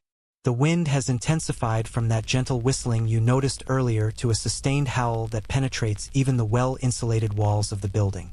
Snow doesn't fall so much as fly horizontally, billions of ice crystals moving at terrifying speed, turning the world outside into a churning white chaos. Grandmother comes to stand beside you at the window, and she says something in Russian, shaking her head. Even without understanding the words, you grasp her meaning. This is bad. This is the real Yakutia showing its teeth. This is what kills people who aren't prepared, who aren't respectful, who think their modern equipment and confidence make them nature's equal. The buildings across the way, structures that were clearly visible an hour ago, have completely disappeared. The guide ropes strung between them are invisible, buried in the horizontal snow stream. The world has contracted to just this room, this moment, this small pocket of human warmth carved out of infinite frozen hostility. If you were outside right now, you would die. Not eventually, not after hours of struggle, but quickly, efficiently, thoroughly. Let's talk about what a blizzard actually does to a human body, because the popular imagination tends to romanticize or misunderstand it. You picture someone trudging through deep snow, maybe getting tired, eventually sitting down for a rest and drifting off to sleep. Peaceful, quiet, gentle. That's absolute nonsense. The reality is violent, disorienting, and terrifying. First, the wind. At speeds reaching 60 or 70 kilometers per hour, common in Yakutian blizzards, the wind doesn't just move air around. It becomes a physical force that pushes you, knocks you off balance, steals your breath. Trying to walk into a headwind at that speed while wearing heavy clothing is like trying to wade through deep water. Every step requires enormous effort, and you're burning calories at a catastrophic rate. Turn sideways to the wind, and you risk being literally knocked down. Turn your back to it, and you might be pushed in directions you don't want to go, away from safety, deeper into danger. Second, the visibility. Whiteout conditions don't just obscure your vision. They destroy your ability to perceive three-dimensional space. Sky and ground blend into indistinguishable white. There are no shadows, no depth cues, no reference points. People in whiteouts report losing all sense of up and down, stumbling over their own feet, walking into obstacles they can't see until physical contact. You can't read a compass because you can't see it clearly. You can't follow tracks because they're buried instantly. You can't orient by the sun because there is no sun, just omnidirectional white chaos. Third, the temperature. Remember that wind chill we discussed? In a blizzard, with wind speeds at 60+ kilometers per hour and base temperatures at minus 71 degrees Celsius, the effective temperature, the rate at which heat is stripped from your body, becomes something that doesn't really exist anywhere else on Earth outside of Antarctica or high-altitude mountaineering disasters. Your body cannot generate heat fast enough to replace what's being stolen. Even in perfect gear, you're losing the war. It's just a question of how quickly. Your face, despite the mask and the fur hood, would be the first casualty. The wind finds its way in, and exposed flesh freezes in under 30 seconds. Your eyes would be nearly useless, watering constantly from the cold and wind, the tears freezing on your lashes and cheeks, your eyelids growing heavy and sluggish. You'd be functionally blind even if there were anything to see, which there isn't. Your hands and feet would be next, despite the mittens and boots. The extremities are always the most vulnerable, the parts your body sacrifices first to protect the core. You'd feel them going numb, losing function, transforming from useful appendages into dead weight. You might not even notice the frostbite developing because you'd be overwhelmed by more immediate concerns, like breathing, like staying upright, like trying to figure out which direction leads to survival instead of death. Breathing in a blizzard is its own nightmare. The wind tries to rip the air from your lungs. The snow gets into your mouth, your nose, melting from your body heat and then refreezing, creating ice buildup around your airways. The face mask helps, but it quickly becomes saturated with ice from your breath's moisture. You'd be gasping, choking, fighting for every breath, and the air you do manage to inhale would still be cold enough to damage your lungs. Frost forms in your bronchial passages. Your cough reflex triggers constantly. Your chest aches with every breath. Here's a mainstream fact about blizzard survival. The greatest danger isn't the cold itself, but the disorientation and exhaustion it causes. Studies of people who died in blizzards show that many were found very close to safety, sometimes within sight of shelter, if visibility had been better. They had the physical capability to survive, but they lost the ability to navigate, to make rational decisions, to keep fighting. The combination of sensory deprivation, physical exhaustion, and the early stages of hypothermia creates a kind of cognitive collapse. You stop thinking clearly. You make errors. You give up. The psychological impact of being in a blizzard is difficult to convey to someone who hasn't experienced it. Imagine being inside a washing machine filled with ice, unable to see, unable to hear anything except roaring wind, unable to feel your extremities, unsure which direction is safe and which is death, aware that every passing minute reduces your chances of survival. The panic that rises in your throat is chemical, primal. The same fear response that kept your ancestors alive by making them flee from predators. But there's nowhere to flee. There's no escape. There's only endurance. Now add exhaustion to this mix. You've been fighting through the wind for 10 minutes, 20 minutes, an hour. Your muscles are burning. Your lungs are screaming. Your body's energy reserves are depleting rapidly because you're operating at several times your normal metabolic rate just to move and stay warm. You're starving even if you ate an hour ago. You're dehydrated because the dry air and your rapid breathing are pulling moisture from your body faster than you can replace it. And anyway, your water froze solid in its container 30 minutes ago. You stumble. Maybe you trip over a hidden obstacle. Maybe your legs just give out from exhaustion. Maybe the wind knocks you down. You fall into the snow, and here's where things get critical. Do you have the strength to get back up? Getting up from a prone position in deep snow, wearing heavy gear, while exhausted and hypothermic, fighting against wind, is brutally difficult. You might manage it the first time, maybe even the second, but each fall drains you further, and eventually you won't get up. You'll lie there in the snow, and the cold will claim you with terrifying speed. Here's the quirky detail that survival researchers find darkly fascinating. People who die in blizzards often create what's called a terminal burrow. In the final stages of hypothermia, there's an instinctive behavior where victims try to find enclosed spaces. They crawl under bushes, into holes behind rocks, anywhere that offers even the illusion of shelter. It's thought to be an evolutionary holdover from our distant past, a final attempt to find protective space. Rescue workers find bodies in bizarre positions, partially buried, wedged into spaces barely large enough to fit. The victims were looking for safety that didn't exist, acting on instinct rather than reason. You're watching this blizzard through the window, and you're trying to imagine being out in it, but your imagination keeps flinching away from the full reality. It's too much. Your brain, comfortable and warm, refuses to truly engage with the scenario because it's so far outside normal human experience. This is probably a protective mechanism. If you fully internalized how terrible it would be, you might not be able to function. Grandmother has moved away from the window and is busy with something in the corner. You turn to see what she's doing and discover she's organizing emergency supplies. Flashlights, batteries, candles, matches, extra food, water containers. She catches your eye and gestures around the building, then makes a staying put gesture. Her message is clear. When the blizzard comes, you don't go anywhere. You don't try to be brave or accomplish tasks. You shelter in place and wait it out. This is another piece of essential survival knowledge. Knowing when not to act. Western culture tends to valorize action, decisiveness, doing something rather than passive waiting.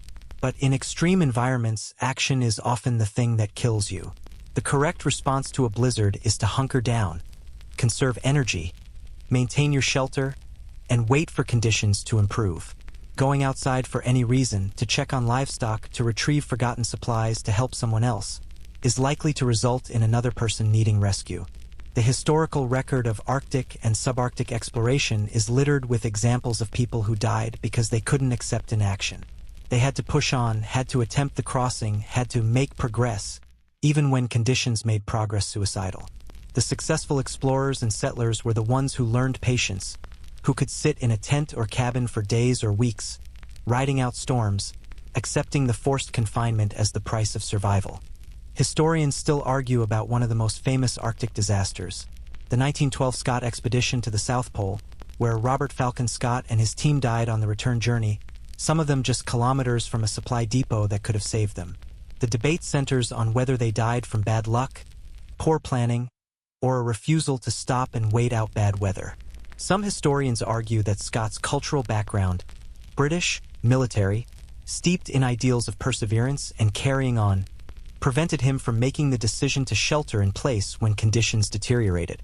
Others argue that stopping would have only delayed the inevitable, that they were already doomed by insufficient supplies. The truth probably includes elements of both, but the lesson remains.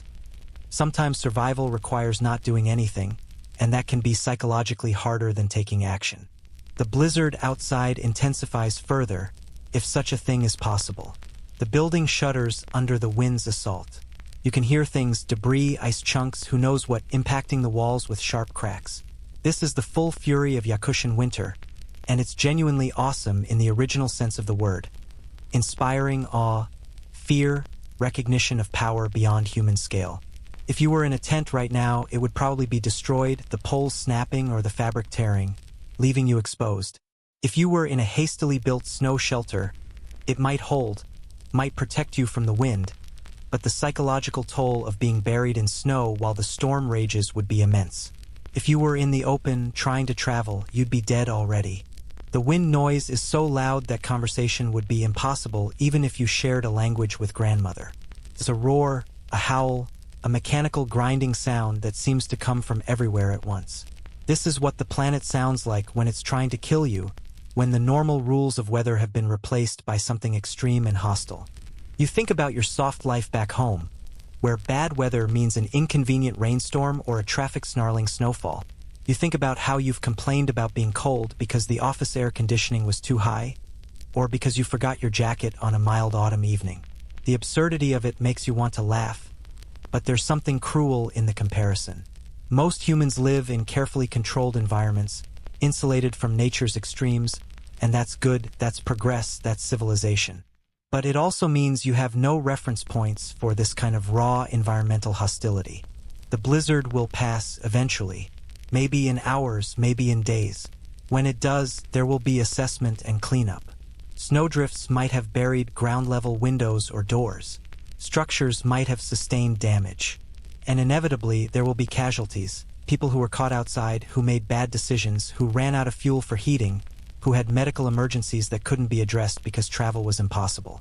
This is the reality of life in Yakutia. The environment is always waiting for you to make a mistake, to let your guard down, to forget that you're living on sufferance in a place fundamentally hostile to human life.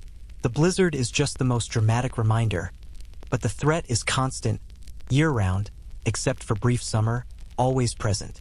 You settle into a chair, accepting that you'll be here for the duration, however long that is. Grandmother has lit a few candles, probably conserving electricity in case the power goes out, which is apparently a real possibility in these conditions. The candlelight flickers, casting dancing shadows on the walls, and the contrast with the chaos outside is surreal. Here, warmth, light, safety. There, death, arriving on the wind at 70 kilometers per hour.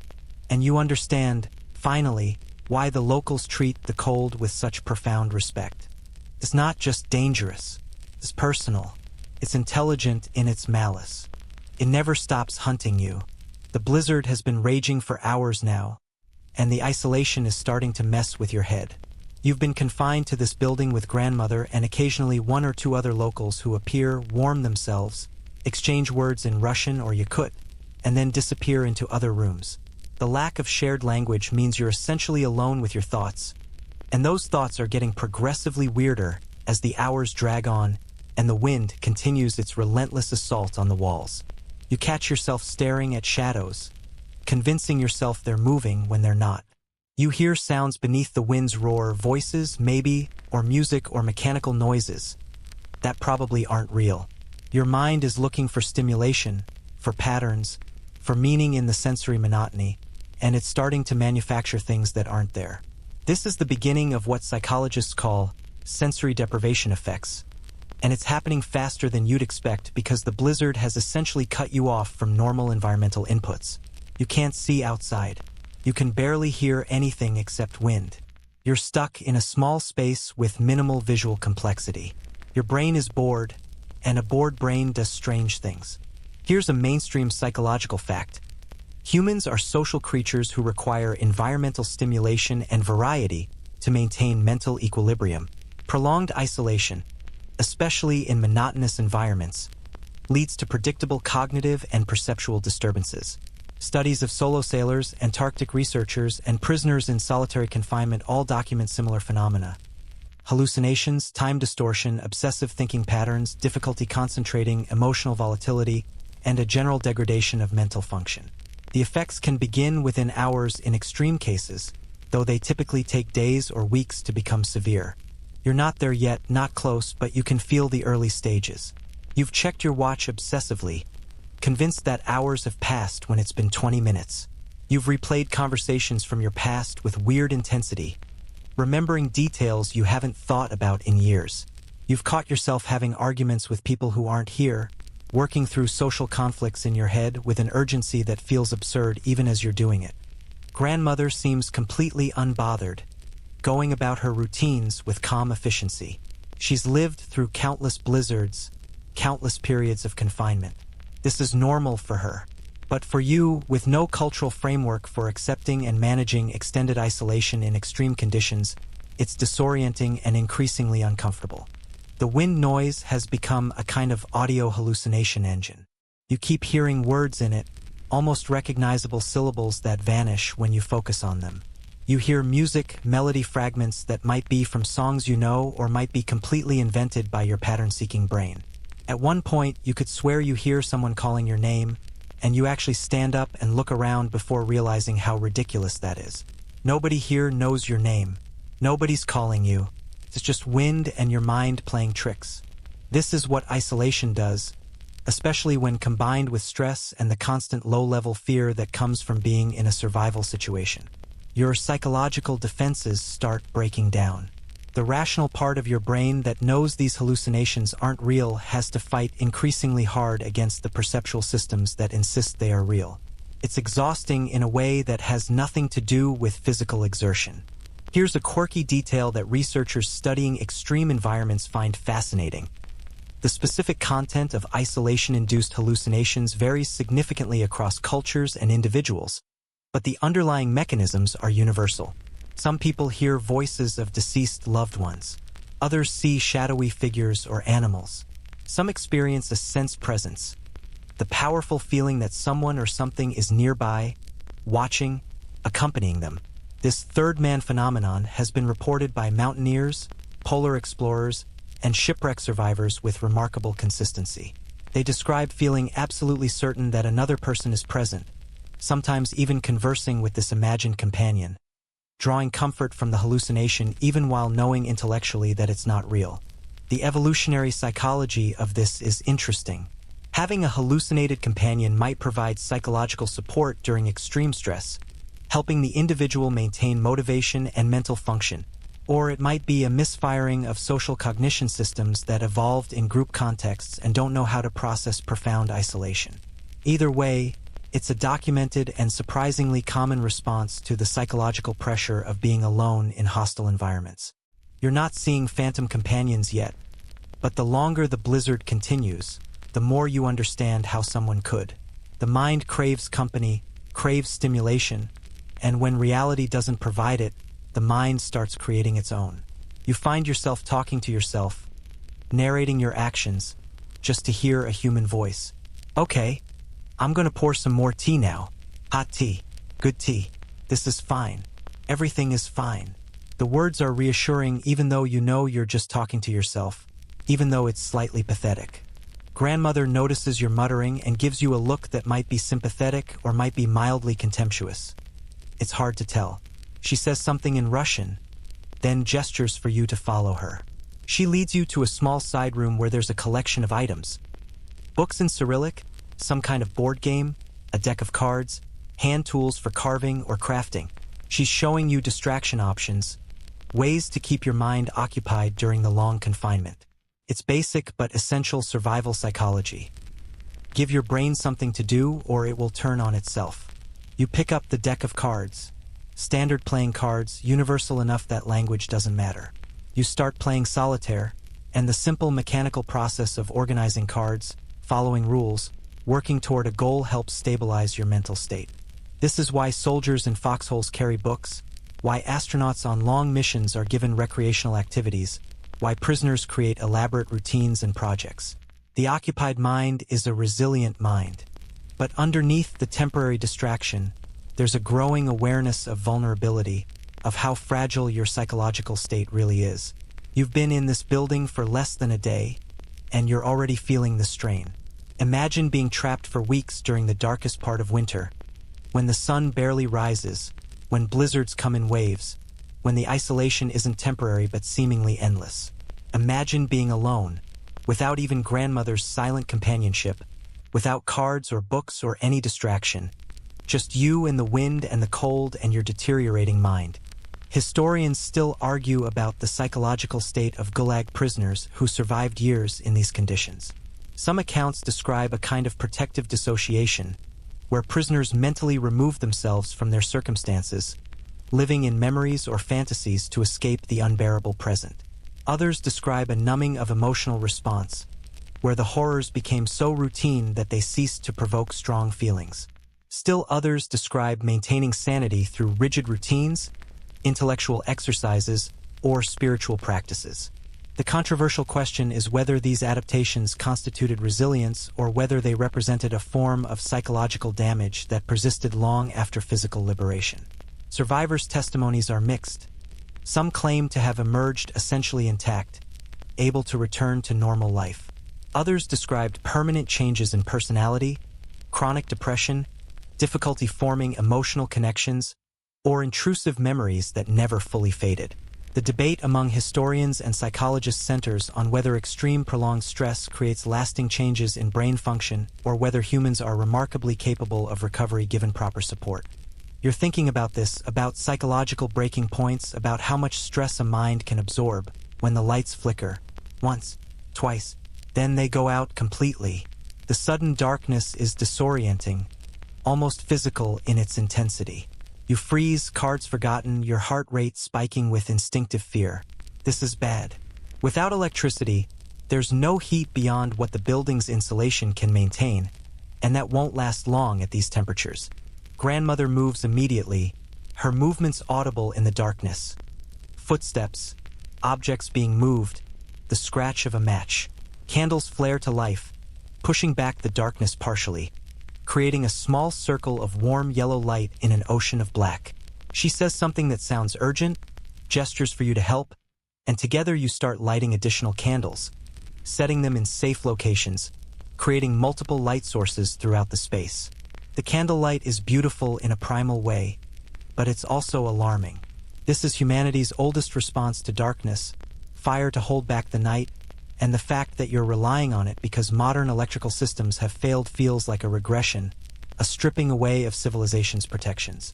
The building is still warm, for now, but you can already imagine the cold beginning to creep in, degrees dropping slowly but inevitably, until this refuge becomes another trap.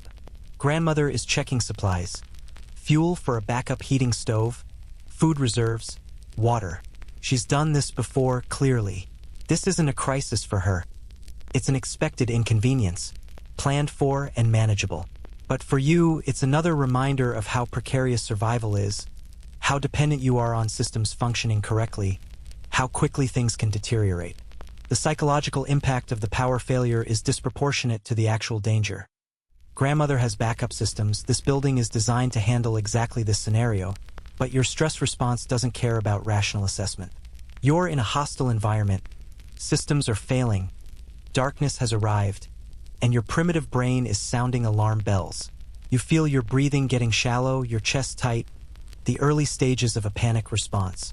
You force yourself to breathe slowly, deeply, consciously overriding the panic. This is fine. You're fine. There's heat. There's food. You're not in immediate danger. The rational part of your brain knows this, and you lean into that knowledge, repeating it like a mantra until the panic recedes to manageable levels. But you're also learning something important about cold weather survival. The psychological challenge might be harder than the physical one. Your body, given proper protection and resources, can endure remarkable cold. But your mind is vulnerable in different ways. Fear, loneliness, boredom, sensory deprivation, the constant low-level stress of being in danger. These things erode you from the inside, wearing down your resilience, making mistakes more likely, reducing your capacity to problem-solve and adapt. The blizzard continues outside, indifferent to your psychological state, indifferent to the power failure, indifferent to everything except its own mechanical process of moving air and snow with tremendous force. In the candlelight, listening to the wind, you feel the full weight of human fragility. You're a temporary pattern of organized complexity, consciousness, and warmth and life, surrounded by an environment that tends toward cold, chaos, and entropy. Staying alive requires constant effort, constant vigilance, constant input of energy. Stop fighting for even a short time and the cold claims you. Grandmother has gotten the backup stove working, a wood-burning unit with a pipe venting outside. The wood is dry, stored inside specifically for this purpose, and it catches quickly. The stove begins radiating heat, a different kind of warmth than the electric heating. More direct, more primal, more reassuring somehow. Fire, humanity's oldest ally, still working after thousands of years. You sit near the stove, watching the flames through the small glass door, and the hypnotic flicker helps calm your overactive mind. Fire is another pattern generator, another thing for your brain to focus on, and unlike the wind's chaos, fire is organized, purposeful, controllable. It's warm chaos versus cold order, and in this moment you're deeply grateful for the warm chaos. The darkness beyond the candlelight seems absolute. You realize that if you had to leave this building now, for any reason, you'd be navigating in complete blackness, in a blizzard, in minus 71 degrees Celsius temperatures. Certain death. Absolutely certain. The guide ropes might help if you could find them, but finding them would require leaving the building, and you can barely see your hand in front of your face beyond the small sphere of candlelight. This is what nights are like in deep Yakutian winter when the power goes out. This is the reality that modern infrastructure usually shields you from, but that reality is always there, waiting beneath the thin veneer of electrical reliability and technological comfort. Your ancestors lived like this every night, firelight and darkness, constant awareness of the cold waiting outside, survival dependent on preparation and stored resources. You're exhausted, emotionally exhausted, even though you've barely moved in hours. The psychological strain of confinement, isolation, periodic surges of fear, and constant low-level stress has drained you more thoroughly than a full day of physical labor would. You want to sleep to escape into unconsciousness, but you're also afraid to sleep, worried about what might happen while you're not vigilant. Grandmother seems to sense your state. She arranges some blankets near the stove, gestures for you to lie down, and mimes sleeping. She'll keep watch. She'll tend the fire. You should rest while you can because tomorrow, if the blizzard breaks, there will be work to do, recovery efforts, checking on neighbors, dealing with whatever damage the storm has caused. You lie down, wrapping yourself in the blankets, and despite your anxiety, exhaustion wins. Your eyes close. The sound of the wind becomes white noise, almost soothing in its constancy. The last thing you're aware of is the heat of the stove against your side and the smell of wood smoke. And you drift into uneasy sleep, your mind still generating patterns in the darkness, still trying to make sense of an environment that refuses to make sense. Still surviving for now, but wondering how long for now can last. You wake up to silence. Not complete silence. The building still creaks occasionally, and you can hear grandmother moving around somewhere, but the wind has stopped. The blizzard's roar, which had become such a constant presence that your brain learned to filter it out, is gone. The absence is disorienting, almost louder than the noise was.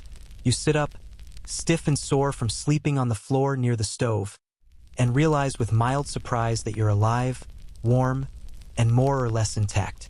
Small victories. The power is still out. Morning light, weak and gray, filters through the frosted windows, providing just enough illumination to navigate without candles. Grandmother is at the window, scraping frost off the glass to see outside, and when she notices you're awake, she beckons you over. You join her and look out at what the blizzard has left behind. The landscape has been completely transformed. Snowdrifts have buried everything below a certain height, vehicles, small structures, the lower portions of buildings. The guide ropes that connect the settlement are invisible, presumably still there but completely covered. The snow surface is sculpted into bizarre formations, waves and peaks and hollows created by wind patterns, looking almost like a frozen ocean. It's beautiful in an alien, hostile way, and it's also terrifying because you realize that anything or anyone caught outside during the storm is now buried under meters of snow. Grandmother is already gearing up to go outside, checking, assessing damage, beginning the essential post-storm work. She gestures for you to do the same, and with a sense of resignation mixed with determination, you start layering on the borrowed cold weather gear again. Multiple socks, felt liners, enormous boots, base layers, insulating layers, the massive fur coat, mittens, hat, face mask. The ritual of preparation is almost meditative now, each layer a small barrier between you and death. Before you head out, grandmother hands you something. A long wooden pole, maybe 2 meters in length. She demonstrates its use, probing the snow ahead of you before taking steps, checking for hidden obstacles, weak spots, or dangerous voids. The snowdrifts might conceal anything. Frozen equipment, structural hazards, even gaps where the wind created hollow spaces. Step into one of those voids and you could fall through, become trapped, buried. The probe is your insurance against invisible dangers. You step outside together, and the cold hits you with familiar brutality, though the absence of wind makes it marginally more bearable. The temperature might have actually dropped during the blizzard, it's hard to tell, but the air feels even more hostile than before, if such a thing is possible. Your breath crystallizes instantly, creating a small cloud that hangs in the still air before slowly dispersing. Every exhalation is visible proof of your body's heat escaping into the void. Walking through the post-blizzard landscape is exhausting work. The snow is deep, sometimes thigh-deep, and each step requires pulling your leg up and out, then plunging forward into the next drift. It's like wading through thick mud, except this mud is frozen and trying to steal your body heat through every point of contact. You're burning calories at a phenomenal rate, your breathing becoming labored within minutes, sweat forming on your back despite the killing cold. This is one of the cruel paradoxes of extreme cold survival. The exertion necessary to move and work generates heat and sweat, but sweat is your enemy because it saturates your clothing and then freezes, destroying your insulation. You need to work hard enough to accomplish necessary tasks, but not so hard that you compromise your gear. It's a balance that requires constant attention and adjustment, and you're already failing at it, working too hard because you're not acclimated to moving in this environment. Grandmother works with practiced efficiency, expending minimal energy for maximum result. She probes ahead, steps carefully, maintains steady breathing. She's not rushing, not overexerting. She knows that survival is a marathon, not a sprint, and that burning yourself out in the first hour means failing to survive the rest of the day. Here's a mainstream survival principle becoming viscerally clear. In extreme environments, energy management is everything. Your body has limited reserves of calories, limited capacity to generate heat, and limited ability to recover from exhaustion. Every action you take withdraws from that account, and once you've depleted it, you're in serious trouble. The professionals, people like grandmother who've lived in this environment their whole lives, have learned to be misers with their energy, spending it only when necessary, conserving it ruthlessly otherwise. You're helping clear snow from a doorway, shoveling, really, though the shovel is more like a broad scoop designed for moving large volumes of light snow. The work is brutal. Your muscles burn, your lungs ache, your face is numb despite the mask. After maybe 10 minutes, you need to stop and rest, gasping, leaning on the shovel. Grandmother glances at you with something that might be pity or might be the resignation of someone watching an amateur learn hard lessons the hard way. A small group has formed, 3 or 4 other locals, all dressed in similar fur gear, all moving with the same practiced efficiency. They're checking buildings, clearing essential paths, assessing damage. There's a systematic quality to their work, a clear protocol developed over generations. Everyone knows their role. Everyone works without needing verbal coordination. This is community survival in action, social structures adapted to environmental extremes. You notice something unsettling. They're also looking for people. One man is calling out names, pausing to listen for responses. Another is checking buildings that should have occupants but show no signs of activity. There's a quiet urgency beneath the methodical work, a recognition that the blizzard may have claimed victims who need to be found quickly, whether for rescue or recovery. This is the grim arithmetic of Yakutian winters. Storms kill people. Not every time, not in every settlement, but with enough regularity that post-blizzard searches are routine protocol. Someone might have been caught between buildings. Someone might have had a medical emergency during the storm. Someone's heating might have failed, and they might have frozen in their own home. The cold is patient and thorough and utterly indifferent to human life. You're assigned to check a small outbuilding about 50 meters away. Grandmother gives you the route, shows you the landmarks to navigate by, a half-buried vehicle here, a distinctive wall there, and sends you off with the probe pole. You feel like a child being given a simple task to keep you occupied, but you're also grateful to have a clear purpose, something to focus on beyond your own discomfort. The walk to the outbuilding is treacherous. The snow has drifted unevenly, and you're constantly breaking through crusts into deeper powder, stumbling, catching yourself. The probe helps. You can feel when you're hitting solid ground versus empty space, but it's still slow, exhausting work. You're sweating heavily now, despite the cold, and you know this is dangerous, but you can't seem to moderate your exertion level. Your body wants to rush to get this done, to return to the relative safety of the group. You reach the outbuilding, some kind of storage shed, and have to dig away snow from the door to open it. The door itself is frozen shut, ice sealing it closed, and you have to put your shoulder against it and shove hard several times before it grudges open. Inside is dark, cold, empty. No one here. Relief and something else. Disappointment? You were half expecting to find someone in distress, to have a hero moment, to prove yourself useful. Instead, it's just an empty shed full of frozen supplies. You head back toward the main group, and this is when disaster nearly strikes. You've gotten overconfident, stopped using the probe as carefully, and you step onto what looks like solid snow but is actually a thin crust over a hollow space. Your leg punches through, you lose balance, and you fall hard, one leg trapped up to the hip in the snow cavity, the other twisted awkwardly beneath you. Pain shoots through your ankle, not severe, probably just a twist, but alarming. You try to pull yourself out, but the position is awkward and the snow around the hole crumbles when you put weight on it. For a few terrifying seconds, you're genuinely stuck, unable to extract yourself, envisioning a scenario where you freeze to death 50 meters from safety because you were too stupid to use the probe properly. You force yourself to calm down, to think. You use the probe as a brace, creating leverage, and carefully extract your trapped leg, then roll away from the weak spot onto more solid ground. You lie there for a moment, breathing hard, feeling foolish and frightened and angry at yourself. This is how people die, not in dramatic disasters, but through small mistakes, minor injuries that compound into major problems, overconfidence meeting environmental hostility. Your ankle hurts when you stand, but it bears weight. Probably not broken, probably just sprained. You limp back toward the group, and grandmother sees immediately that something's wrong. She comes over, gestures at your leg, and you mime what happened, the fall, the twist.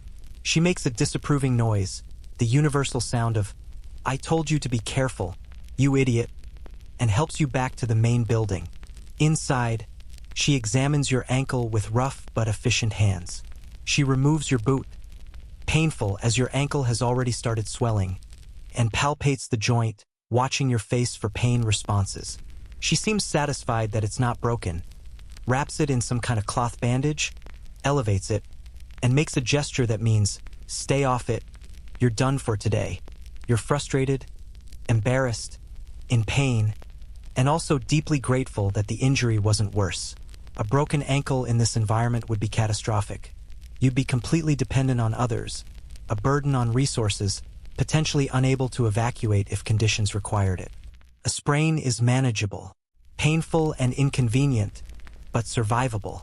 Here's a quirky detail about cold weather injuries. Cold actually helps with acute trauma like sprains. The environment acts as a natural ice pack, reducing swelling and inflammation. In normal conditions, doctors recommend ice for acute injuries. Here, ice is unavoidable. Of course, the cold also increases the risk of frostbite in the injured area because swelling reduces circulation. It's another balancing act.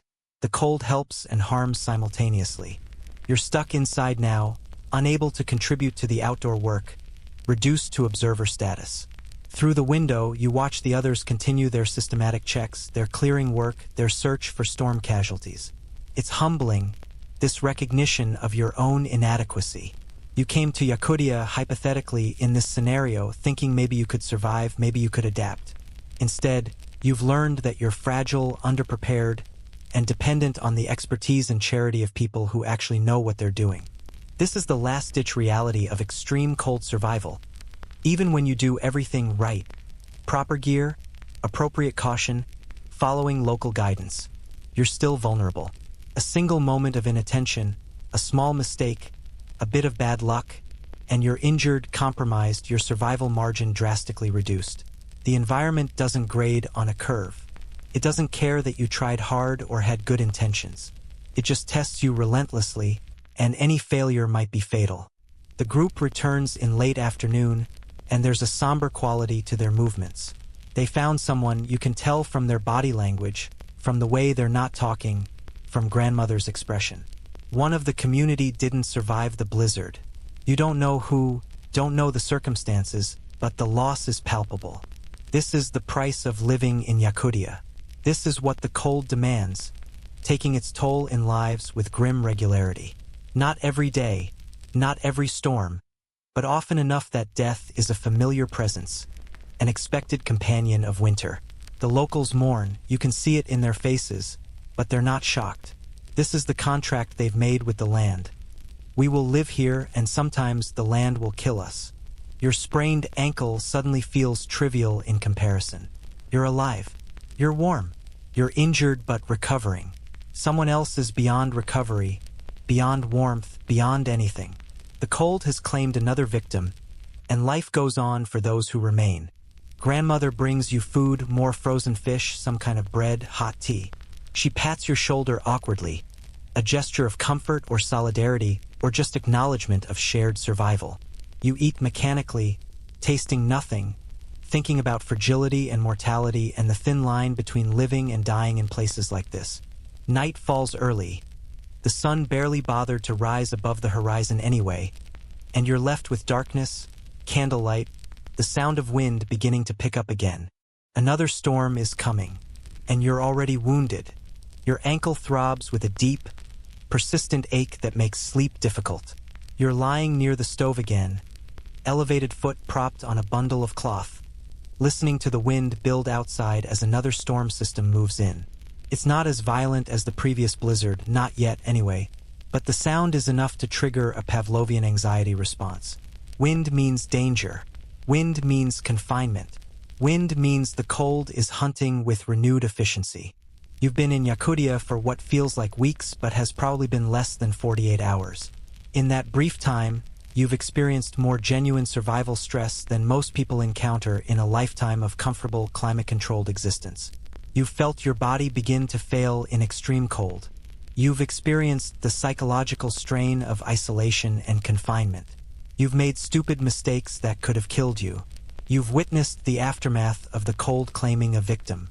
And through it all, you've been utterly dependent on the knowledge, resources, and generosity of people like grandmother, who've spent their entire lives learning to survive in conditions that would kill you in hours. Let's be honest about your survival prospects. They're terrible. If this were a real scenario, if you'd actually been dropped into rural Yakutia with minimal preparation, your chances of surviving more than a few days without local help would be close to zero. Not literally zero, because statistics allow for miraculous outcomes and exceptional individuals, but realistically, overwhelmingly, devastatingly unlikely. Here's the brutal math. Humans can survive approximately 3 hours in extreme cold without adequate shelter and clothing. You've already proven that your original gear was inadequate. 5 minutes outside left you with early-stage frostbite and the beginning of hypothermia. With proper gear borrowed from locals, you extended your survival window to hours, maybe a day if you stayed relatively inactive and found some wind protection.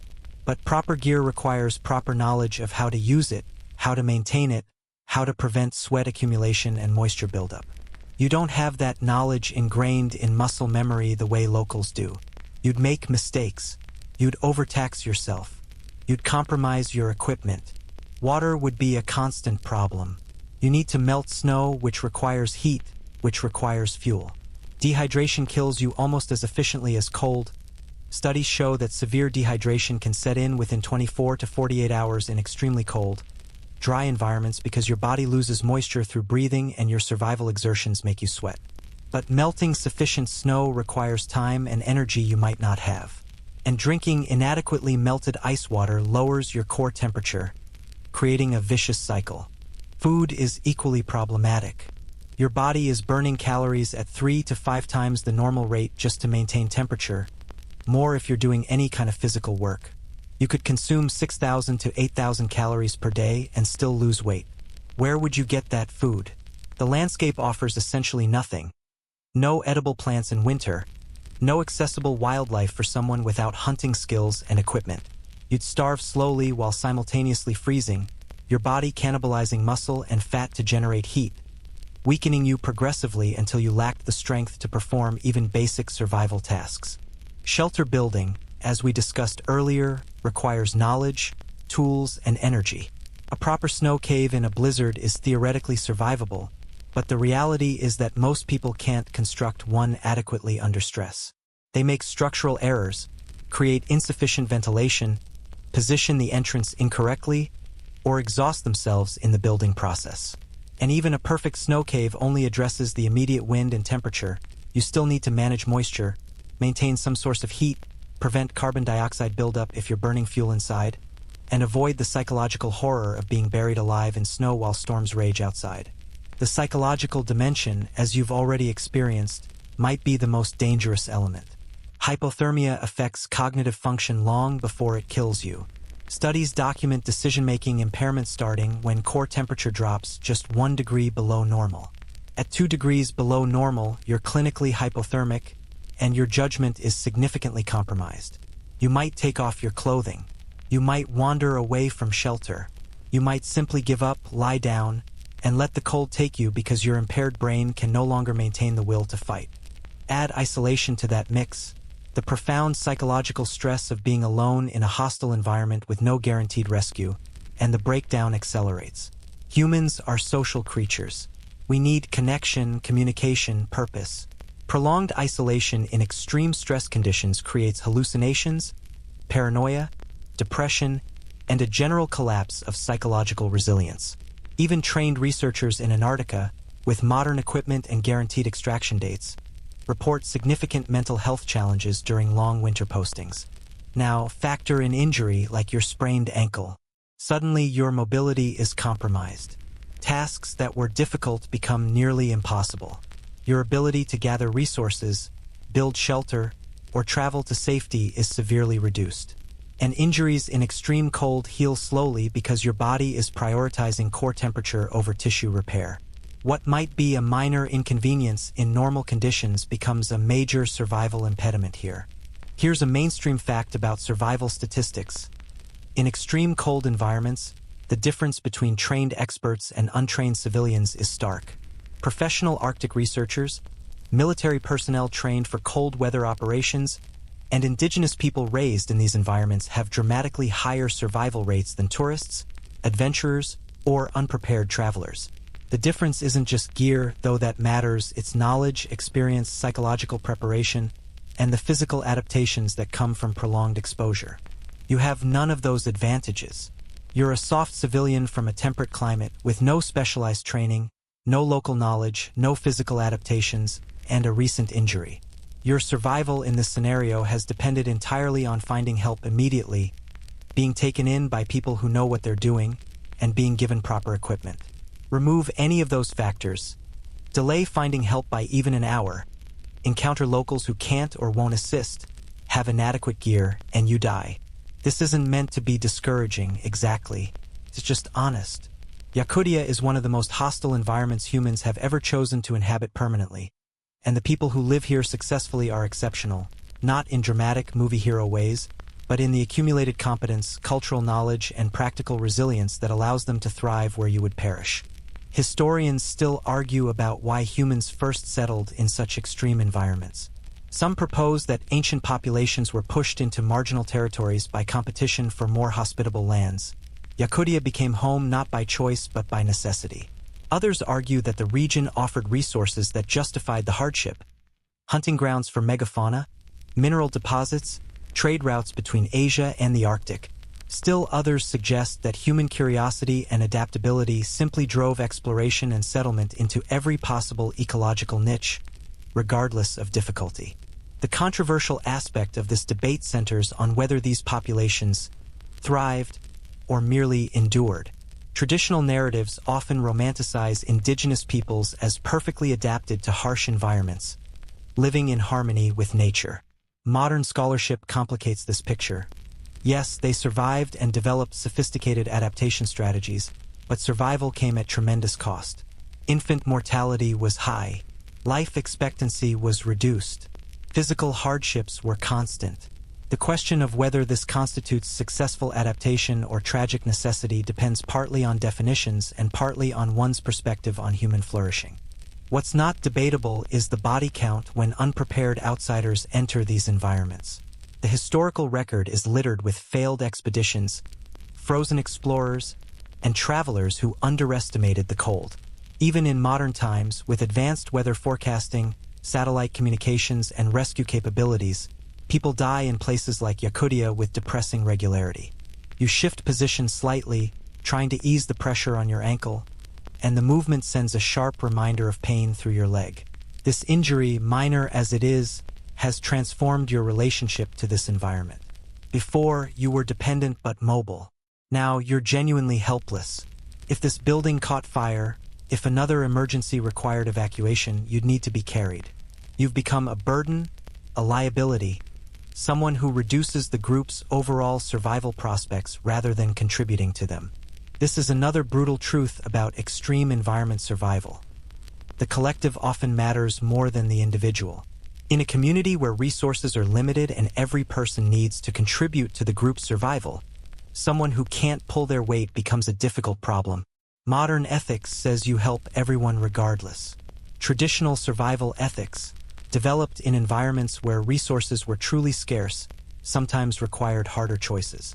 Anthropological accounts from various Arctic cultures describe practices of leaving behind those who couldn't keep up, not from cruelty but from the recognition that one person's survival couldn't be allowed to jeopardize the group's. You're not in that situation. Grandmother and her community have sufficient resources to accommodate one injured outsider, but you can feel the weight of being non-productive, of consuming without contributing. It's uncomfortable in ways that go beyond physical pain, touching on deep human needs for purpose and reciprocity. The wind outside has built to a sustained howl again, and you realize with weary resignation that you're going to spend another night confined to this building. Another stretch of hours managing fear and boredom and the low-grade psychological erosion of isolation. The candlelight flickers. The stove radiates its small sphere of warmth. Beyond the walls, the cold presses in, patient and relentless, waiting for mistakes, waiting for weakness, waiting to reclaim the heat you've stolen from it. Grandmother sits nearby, working on something. It looks like she's repairing a piece of gear, sewing with practiced efficiency. She glances over at you occasionally, checking that you're managing your pain, your fear, your injured state. There's something deeply reassuring about her presence. This competent survivor who's weathered countless winters, countless storms, countless challenges that would have killed you. You find yourself thinking about home, wherever that is in this hypothetical scenario, and how profoundly different your understanding of cold and survival will be if you ever return. You'll never again complain about minor weather inconveniences. You'll never take centralized heating for granted. You'll carry with you the visceral knowledge of how fragile human life is, how quickly everything can go wrong, how completely dependent we are on infrastructure and knowledge and community. And you'll remember grandmother, and people like her, who survive not through dramatic heroism but through quiet competence, accumulated knowledge, and the acceptance that living in places like Yakutia means dancing with death every winter, respecting the cold without letting fear paralyze you. The temperature outside is probably still around -71 degrees Celsius. The blizzard might rage for another day or two. Your ankle will take weeks to fully heal. And when this storm passes, there will be another and another, because this is Yakutia in winter, and winter here lasts 8 months, and survival isn't a dramatic moment. It's a grinding process of endurance, day after day, storm after storm, until spring finally mercifully arrives. You close your eyes, letting the stove's warmth and the exhaustion pull you towards sleep. Your last conscious thought is a simple, profound recognition. You wouldn't have lasted even one day alone. The cold would have won in hours. And somewhere deep down, beneath the fear and the pain and the humbling recognition of your own inadequacy, there's gratitude, pure, overwhelming gratitude, that you didn't have to find out exactly how you would have died, because people who actually knew what they were doing saved you from your own ignorance. The wind howls. The candles flicker. The stove radiates its small defiance against the infinite cold. And you sleep, finally, your dreams filled with white landscapes and howling storms and the ever-present awareness that you are, and always will be, a guest in a world that doesn't want you here, tolerated only through the grace of those who've learned to survive where you would surely perish. The blizzard eventually passes, as all storms do. The settlement emerges from confinement, begins the work of recovery, digs out from the snow, checks on neighbors, repairs damage. Life continues, as it has for thousands of years in this frozen corner of the world, sustained by knowledge and community and the stubborn human refusal to surrender even in the most hostile environments imaginable. Your ankle heals slowly. You learn more, not enough to truly survive independently, but enough to understand the scope of what you don't know, which is its own kind of wisdom. And eventually, you leave, returning to easier lands, carrying with you the memory of cold so intense it felt personal, and the humbling knowledge that survival sometimes means accepting help, acknowledging limits, and respecting forces vastly more powerful than yourself.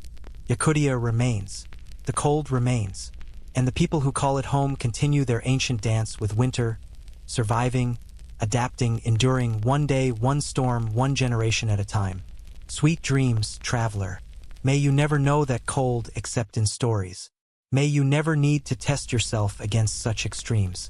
And may you always remember that warmth is a gift, that shelter is sacred, and that human competence in the face of natural hostility is one of our species' most beautiful and hard-won achievements.